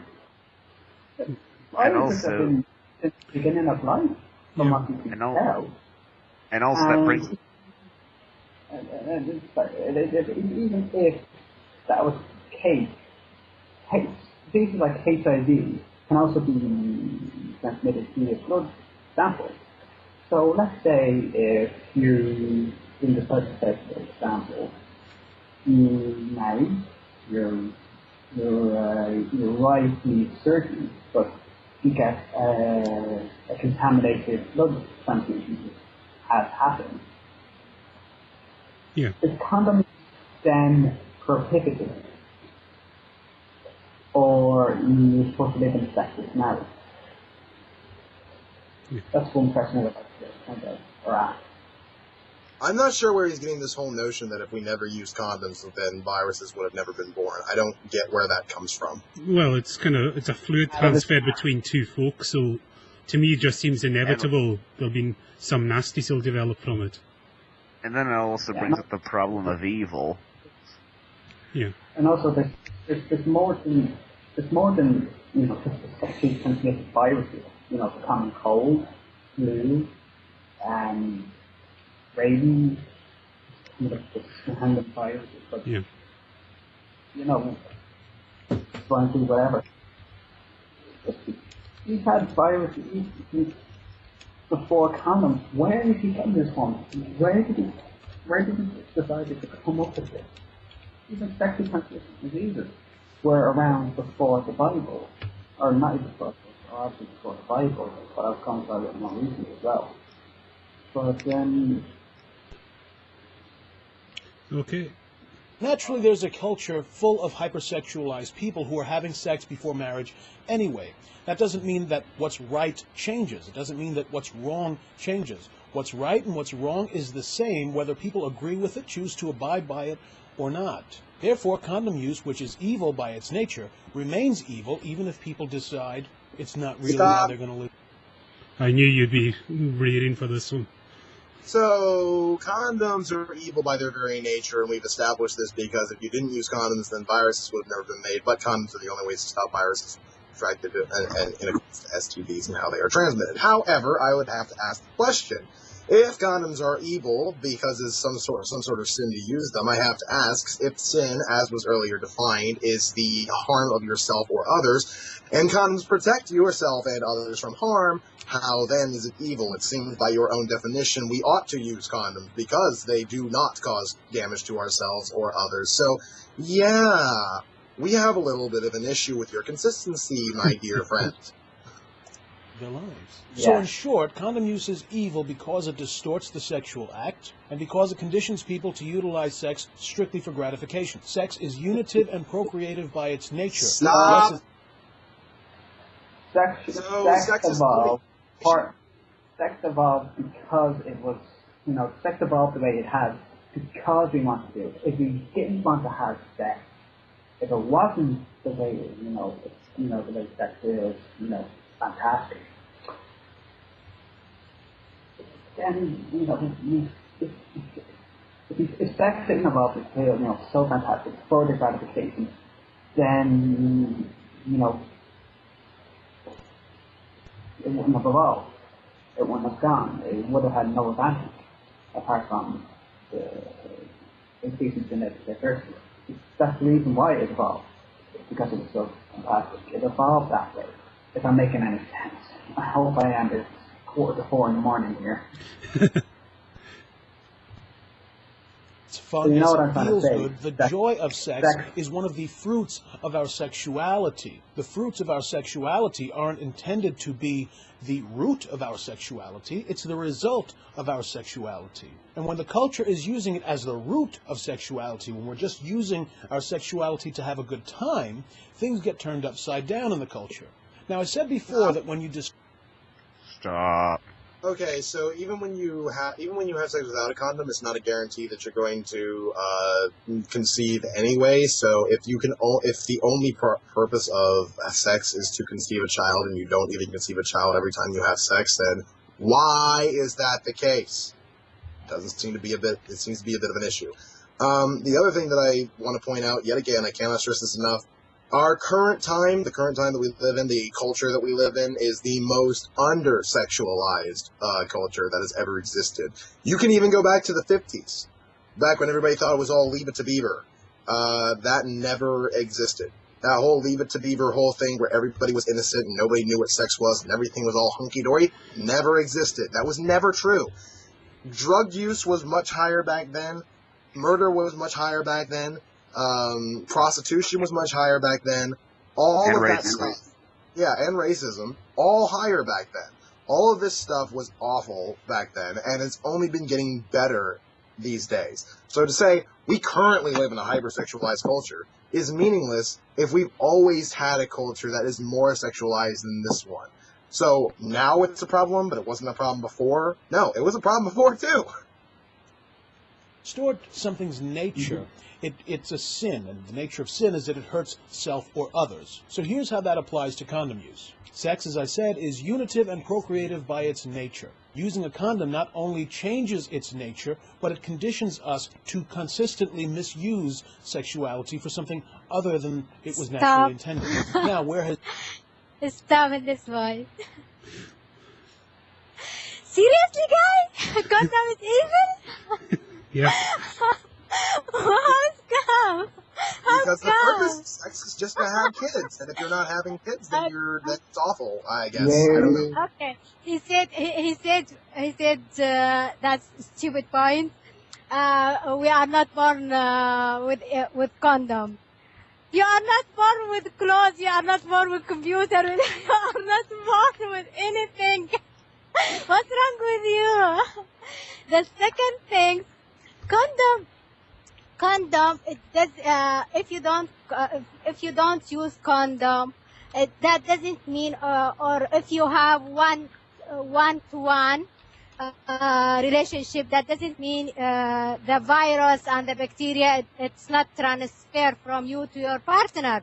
It doesn't matter if you have one partner or you have multi-partner. In both sides, if you carry any virus in your body, will transfer to your partner. It doesn't matter if that partner is one, if that partner with the paper of marriage. Paper doesn't protect you, stupid guy. That condom protects you.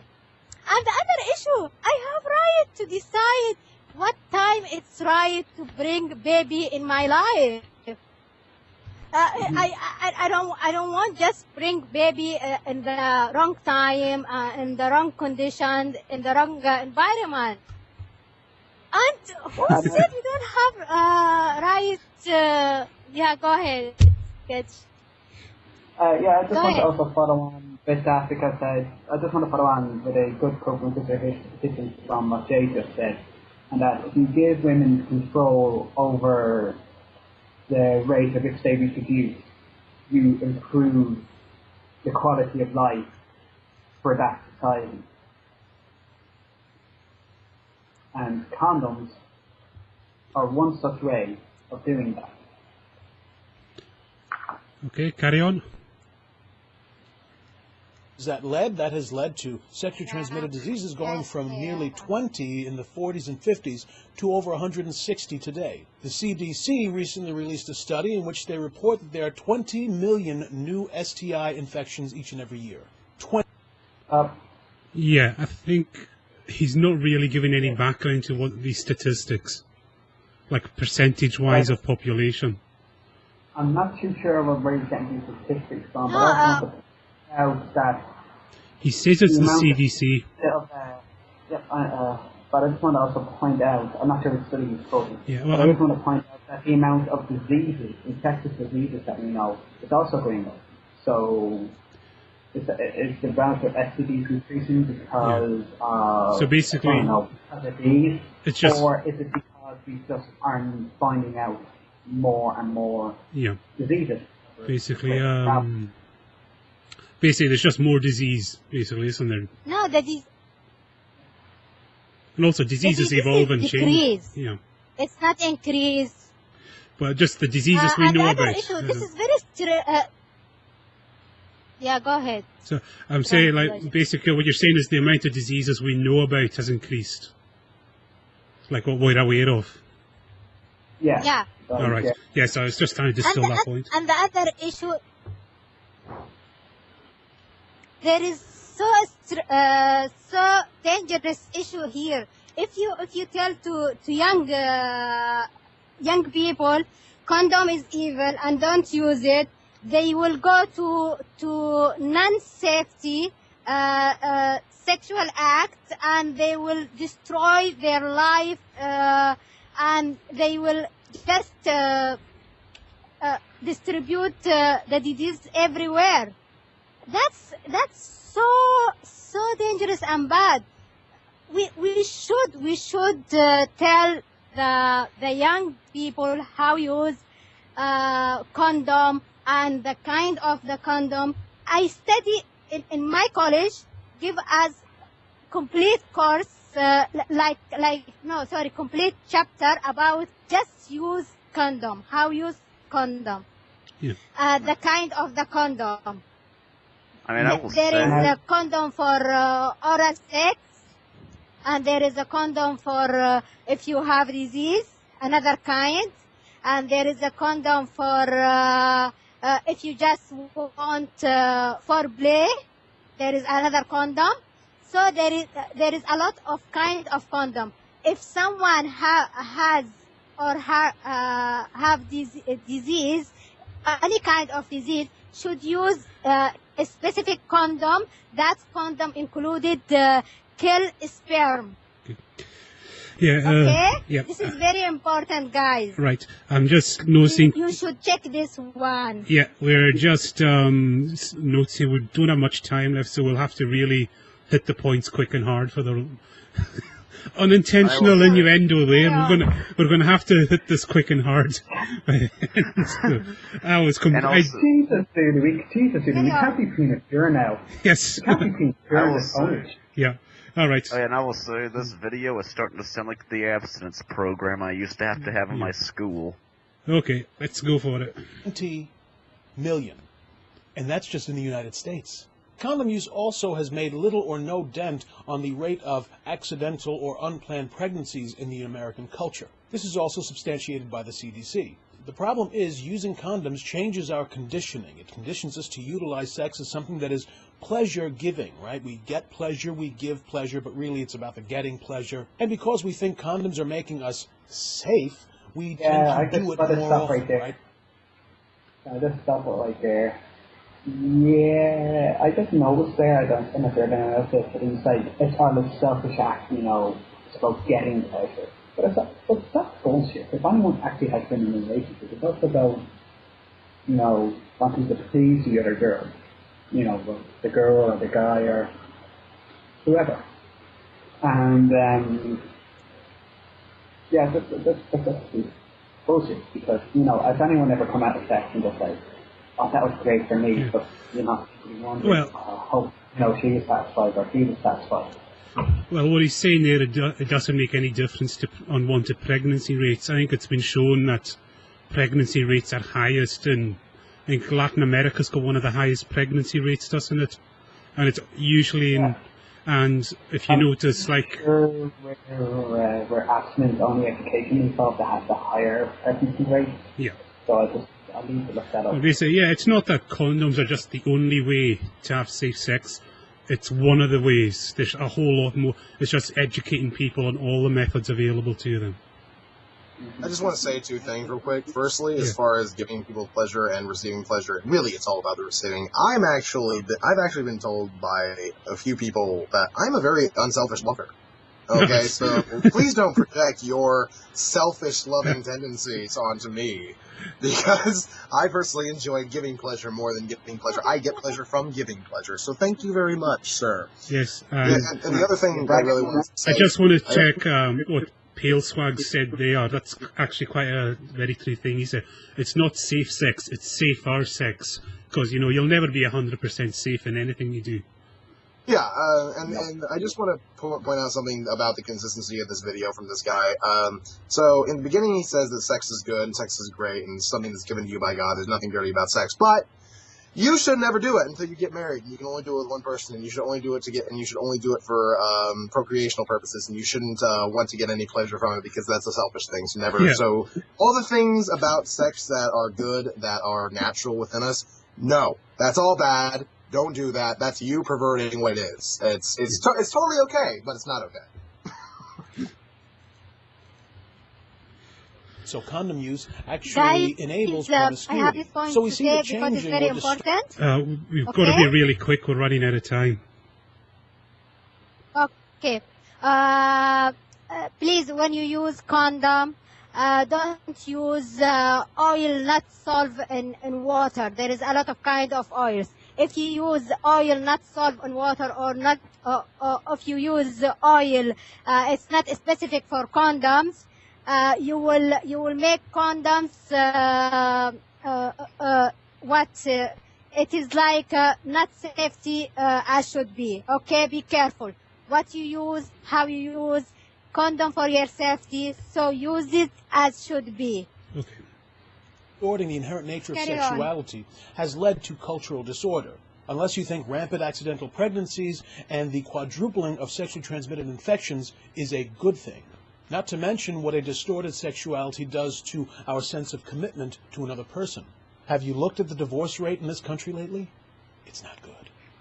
So in short, condom use is evil because, number one, it changes the intrinsic... Yeah, and it's higher among religious people. Nature of human sexuality. Number two, that is a violation of natural law. Number three, when mankind violates natural law, it results in disorder. All of this is observable in the culture. Now, you may or may not agree with the church's teachings. That is on you. You now know what the church teaches and why. If you have any questions, comments, concerns, moans, gripes, complaints, if you want to say, nice job, Tim, or hey, Tim, I disagree with you, don't just leave a comment. You know, at Veracast Network, the podcast goes on the air. Okay, and I'd like to point out this guy has basically blocked everyone that disagrees with him. No matter how... and this is people quoting CDC statistics. If you don't know, go to Fishhead Salad is the guy, this is the user's name. He's done a rebuttal where he's got the full CDC report, and this guy's bullshitting. And basically, he's been blocking everyone that disagrees with him. And also, can I just, if you also want to comment, here's a comment. If you don't play the game, don't make the fucking rules. Yep. So that's that. That's a miniature live pwnage there we managed to squeeze in, and we're almost out of time. So thank you everyone for turning up. It's big thanks to Hemant first of all for being our guest, and like I say, he just had other things to do, but thanks to him for giving us out of his time. He was awesome. So he was a friendly atheist. He was. He lived up to his name. So I think I'll just go through my co-host, just final words. Kitch, final words, please. I just want to say thank you to the Friendly Atheist for turning up. And yes, people please do these things. Yes. If you're going to have, because they are, fantastic. And they're coming in a lot of different varieties and a lot of different flavors. Yep. And Kitch, I think we'll be seeing, you're going to be returning in May proper to the show, if I remember right. Yeah, I'll see if I can come on between now and then, but it looks like it's probably going to be May. Yeah. When I come back. Okay, and Lundy, final thoughts? The Catholic Church's position on condoms is stupid. I think that's inarguable, and anybody who says it's not stupid, they're wrong. Abstinence does not count as safe sex because that, by definition, is no sex. Let's see. The Friendly Atheist is a pretty cool guy as far as talking to him. I may disagree with some of his policies, but yeah, I would have a beer with him. And our chat room was very lovely today. Yes. So there you go. Yeah. And Casey, just any words from you? Protect biodiversity and make the pledge to not remain abstinent. Oh, and Lundy, do you have the link for Colin's video just to put that in the chat room for everyone? Like I say, check I put it in there earlier, but I'll put it in there again. It's a very well done video, 2 hours long, so make sure you have time to watch it. Very well researched. I believe that's it. Yeah, I've always said I think Colin's actually one of the best skeptics I've actually come across for how he analyses, all these claims. He's very level-headed, and he really he's very cool and calm about things. We've got a lot of respect for Colin. Yeah, I do too. Especially what attracted me to him was when he would debunk environmental skepticism. Yeah, that's his kind of hobby horse. And also, just to remind everyone, go below in the playground, cause next week we're on, and it's going to be our last ever show on Blog TV, and then we're going to be moving over to Vaughan Live for the foreseeable future, because as we know, Blog TV on the 27th of March is going to be no more. They've merged, so they say, with you now, but we're not going to bash them on here. Like, Blog TV have been great hosts. It's been an awesome website, but sadly it's going to be no more. So we're moving to Vaughan Live. Good thing about Vaughan Live is, unlike you now, where Blog TV is moving, you don't need to log in with Facebook. You just need an email address. So we look forward to seeing everyone there. And we're back next week with Teresa McBain. I take it you know who Teresa McBain is, or do I need to give a quick recap? Give a quick recap. Yeah, Teresa McBain, last year, it was at the American Atheist Conference. She'd been I think she'd been posting on American Atheist under a pseudonym. Basically, as a pastor that was going to come out. She came out of the conference, and then she lost her job straight away, and she's basically... Not totally sure. It's called Climate Changes But Facts Don't, Debunking Moncton. It's a 2-hour-long video going over a debate that Moncton had early, I believe, last year. And it just line by line goes through everything that Moncton says, everything that his opponent says, and just trying to clarify all the facts for you guys. It's a very good video. It's very well researched. It's very well done. I'll go ahead and link it for all of you. And there it is. So, without further ado, I'm going to go ahead and introduce our guest. So our guest is a popular blogger, popular atheist blogger, popular secular blogger, who has written at least 3 different books. The first being not the first, but in order of how I've seen them, The Young Atheist Survival Guide, Helping Secular Students Thrive. The Friendly Atheist, Thoughts on the Role of Religion in Politics and Media. And the ever popular I Sold My Soul on eBay, viewing faith through an atheist eyes. Ladies and gentlemen, popular atheist blogger and author Hemant Mehta. Hey guys, thank you. Yeah, welcome to the show. Have you on. And I My think, pleasure. as always, Lundy, I think you can probably take away with the first questions. So one of the big things that usually comes up whenever somebody sees you is, sorry, hold on a second. Are you still there, Lundy? Yeah. One of the big things that usually comes up, it's a great start to the show, when people interview you is the one book that you made that was actually fairly popular was the I Sold My Soul on eBay. Just the whole story behind that, what ended up happening as a result of it. Can you go ahead and explain, like, how you got the idea, how much it actually sold for, and the experience of what happened after that occasion? Sure. Yeah, the short version is I was raised in a religious household, but it wasn't a Christian household. And so, long story short, when I had been an atheist for a number of years, and I'd never been to a Christian church. So I put up on eBay something that basically said, you can bid on where I go to church. I'll donate the money to charity. It's not about that. But you can bid on where I go to church. I thought that'd be an interesting way of getting people interested in this, because you don't want to write about what you see at church if no one's going to read it. And a pastor won the auction, and he said, instead of me sending you to church for like, I think basically a year's worth of Sundays, which is what he bought me for. He bought me for $504, actually. And he said, why don't you go to a bunch of different churches around Chicago, where I'm from, and he'll pick them out for me. I'll go there, and I'll write about my experiences on his ministry's website. And that's what ended up happening. And the posts that I made on his site turned out to be really popular, because a lot of Christians really want to know what an atheist thinks about their church, because they're trying to reach out to me. They're trying to convert me. And a lot of times, they don't like the churches I go to because, you know, they don't represent true Christianity, quote unquote. And so a publisher caught wind of this, and they said, we'll send you to more churches around the country. And that's what ended up becoming the basis for I Sold My Soul on eBay. Well, that's awesome. You wrote a lot of your experiences on the churches that you went to. From what I recall, looking at the different posts and also reading people's responses to your book itself, the posts seem to be about how the pastors in the different churches would explain their message, how they would appeal it to a general audience. And some of them did it well, some of them didn't do it well.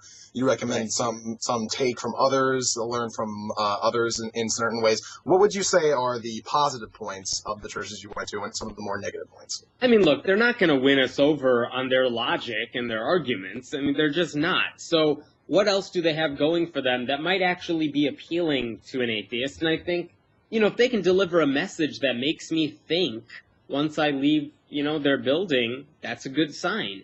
And some of the bigger churches, the ones that you think of when you think of like mega churches, they have better pastors. They have pastors who are better at communicating and speaking, and they really know how to get you in their grips, basically. So I was totally taken in by some of that. I mean, when you leave there saying, okay, you know what, I don't really care for the Bible references, but it is important to think about how you live your life. That's a powerful message. I mean, Joel Osteen, whose TV show about his sermons are really popular, my mom loves watching them, he really doesn't go into theology and like you're all going to hell. He just says, you know, if you believe in the Bible, look at what good things are going to happen in your life. And you could totally listen to his message outside of a biblical context and still get something out of it. I think that's effective. I really didn't see that many fire and brimstone services. So I saw a lot more of people just trying to connect whatever the Bible teaches in their interpretation with how we ought to be living our lives. And that's going to be hard to argue against if I'm an atheist. I mean, it's hard to say, well, this church is a bad place. They taught you that you should help other people. Like, I really can't go against that, even if it's for the wrong reasons. Obviously not. I had a similar experience growing up, and I still went to church. I grew up going to a Methodist church. Did the whole Sunday school thing, did the church thing usually after Sunday school. I was part of a little bit of a youth group that they had going on. I was fairly big into it. And at the time, what the pastor would do in pretty much every service, the services that I pay attention to, generally they would hand out pamphlets for the little kids to like do crossword puzzles and crap while the adults would actually pay attention. But the ones I would listen to, generally she would try and think up nice little parables to inspire everybody in their day-to-day lives, try and make the teachings of Christianity a little more relevant to your average person. And I think that is probably the best thing they can do to, if not convert people, at least keep people in the church as a result, because they go, they experience a decent atmosphere, they're not being yelled at that they're all horrible people that need to burn in hell. So it's a lot more likely that they're going to stay and they're going to get something out of it. It's a big community feel, I think. Yeah. It's not like we're offering a group of people to get together and go, hey, you don't believe in God? Neither do I. Let's go ahead and not believe in God together. That wouldn't really lead to anything. It's more of it's a friendly atmosphere for people who enjoy talking about the same type of subject. Right. I would gladly listen to those atheist church sermons where they talk about how awesome science is, than hearing how we all should be like, Jesus, blah, blah, blah. The same stuff we've heard many, many times before. The only issue I have with the idea of, like, I understand that they would be appealing to those who are rational and those who are okay, who are good with science, but, you'll always find a nice little subgroup of atheists who are pretty anti-science on a number of different issues. I mean, you got the conspiracy theorist atheists, you got climate change. Don't mention those. Vaccine denial. You know what? And I haven't seen them promoting any of those wacky scientific fringe elements either. But again, what's the point here? The point is you want to give people – it's very appealing to have this community. I mean, we know these churches are doing good, and it's not because every single person in that church believes wholeheartedly everything the pastor says about the Bible. They're doing it because they really get a sense that people in that church care about them. Even people they don't know are bonded together by the fact that they go there. That's not a Christian-only type of thought. That is something that's just, humanity in general. So if we can provide that for them without the rest of the nonsense that, that's the stuff we pick on. No one's knocking churches for being nice to each other. They're knocking churches for spreading bad ideas. So let's get rid of that. Let's replace that. And only for the people who like it and need it. No one's saying you have to go there to be a, true atheist. It's just saying, look, if you like that sort of thing, we'll offer it to you. That's a good idea. Yep. Casey, you had a question? Oh, yes, I did. So, what exactly are these atheist churches? Well, anything else? What else do they do?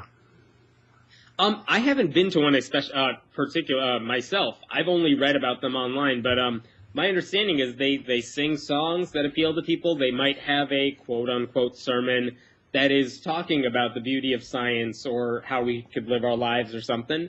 And as far as I know, that's about it. I think they're trying to expand into volunteer work, too, do some charity work, but they're not at that point yet. I could be wrong about that stuff, though. So it's kind of like church without the God and the Jesus. Pretty much. And again, for a lot of people who have been to those services, and especially people who left their churches and are, just brand new atheists, that's an amazing feeling to be part of a community like that. Works for me. Okay. One of the other books that you wrote was The Young Atheist Survival Guide. Yeah. Making Secular Students Thrive. Can you go ahead and just kind of give some of the advice that you give in the book here? Just give people a little bit of an excerpt of what exactly you would, the advice you would give. Sure. Yeah, it was, and it's so easy for atheists to say, if we just say the right things, if we have the right arguments, people will lose their faith in God and leave the church. And that is so short-sighted because what these churches offer isn't just this idea that the Bible is true. It's a whole community. They will take care of you if you lose your job, if your kids need babysitters. All of that these churches can take care of. And so if you're asking people to leave the church, convincing them that God doesn't exist is only step one. You got to give them, a replacement in a lot of cases. And we're really bad at doing that. Well, because we don't really offer a replacement. That's the issue. It's just like, well, now you don't have a god, and now you really can't replace it with anything. So what are you going to do? As far as the whole community feel, I think the only thing that we could possibly do is form, little communities of people who are like-minded, who say, hey, let's get together, let's be a little more united, let's support each other in our day-to-day lives, and explain, how we are able to go around doing the things that we do, what inspires us, all these kinds of things. I think that's probably the best thing that we can do. Right. I mean, we need to do a better job of it. I mean, you've seen it in London right now. It's really popular, this Sunday assembly, like the atheist church on there. And why? Because it gives atheists a chance to have that community feel without any of the BS that comes with church. So, more power to them for making that work. But isn't there a risk that when you start talking about an atheist church, that sort of adds fire to the whole atheism is a religion thing? Yeah, I mean, it's going to, but again, who cares? I mean, look, anyone who says that is wrong. We know that, because we're not making people believe anything in particular. We're just saying, look, if you agree with us, we can give you a lot of what you got out of church, but we're not going to make you, adhere to this mythology. We're not going to make you get baptized in some weird way. We're just saying, look, if you want to be around people who are rational and like-minded, we're going to do it, and we're going to have fun doing it, and we'll do it at the time when, we know you're free. There's nothing special about Sundays. Christians don't own that. Yeah. They don't own getting together and celebrating anything with friends. So, I mean, we tend to think of those things as very church-like, but it's not. That's just people getting together. So, I mean, look, I know it's an easy knock to say, well, it's too much like church. But for a lot of people who are on the verge of, like, I don't believe in this, I might believe in this, that's a nice transition for them. Yeah, sure. I can see that. My whole thing concerning these different groups is just we have there's clubs for just about everything that you can think of. Especially when you're in like high school, there's clubs for everything. There's like chess club, there's video game club, there's there's like computer club. There's like everything that you can think of, and these people get together. They're all like-minded, and they get together for a common interest. So what really is the difference substantially between a bunch of like-minded people who all don't believe in a God getting together and not really the same?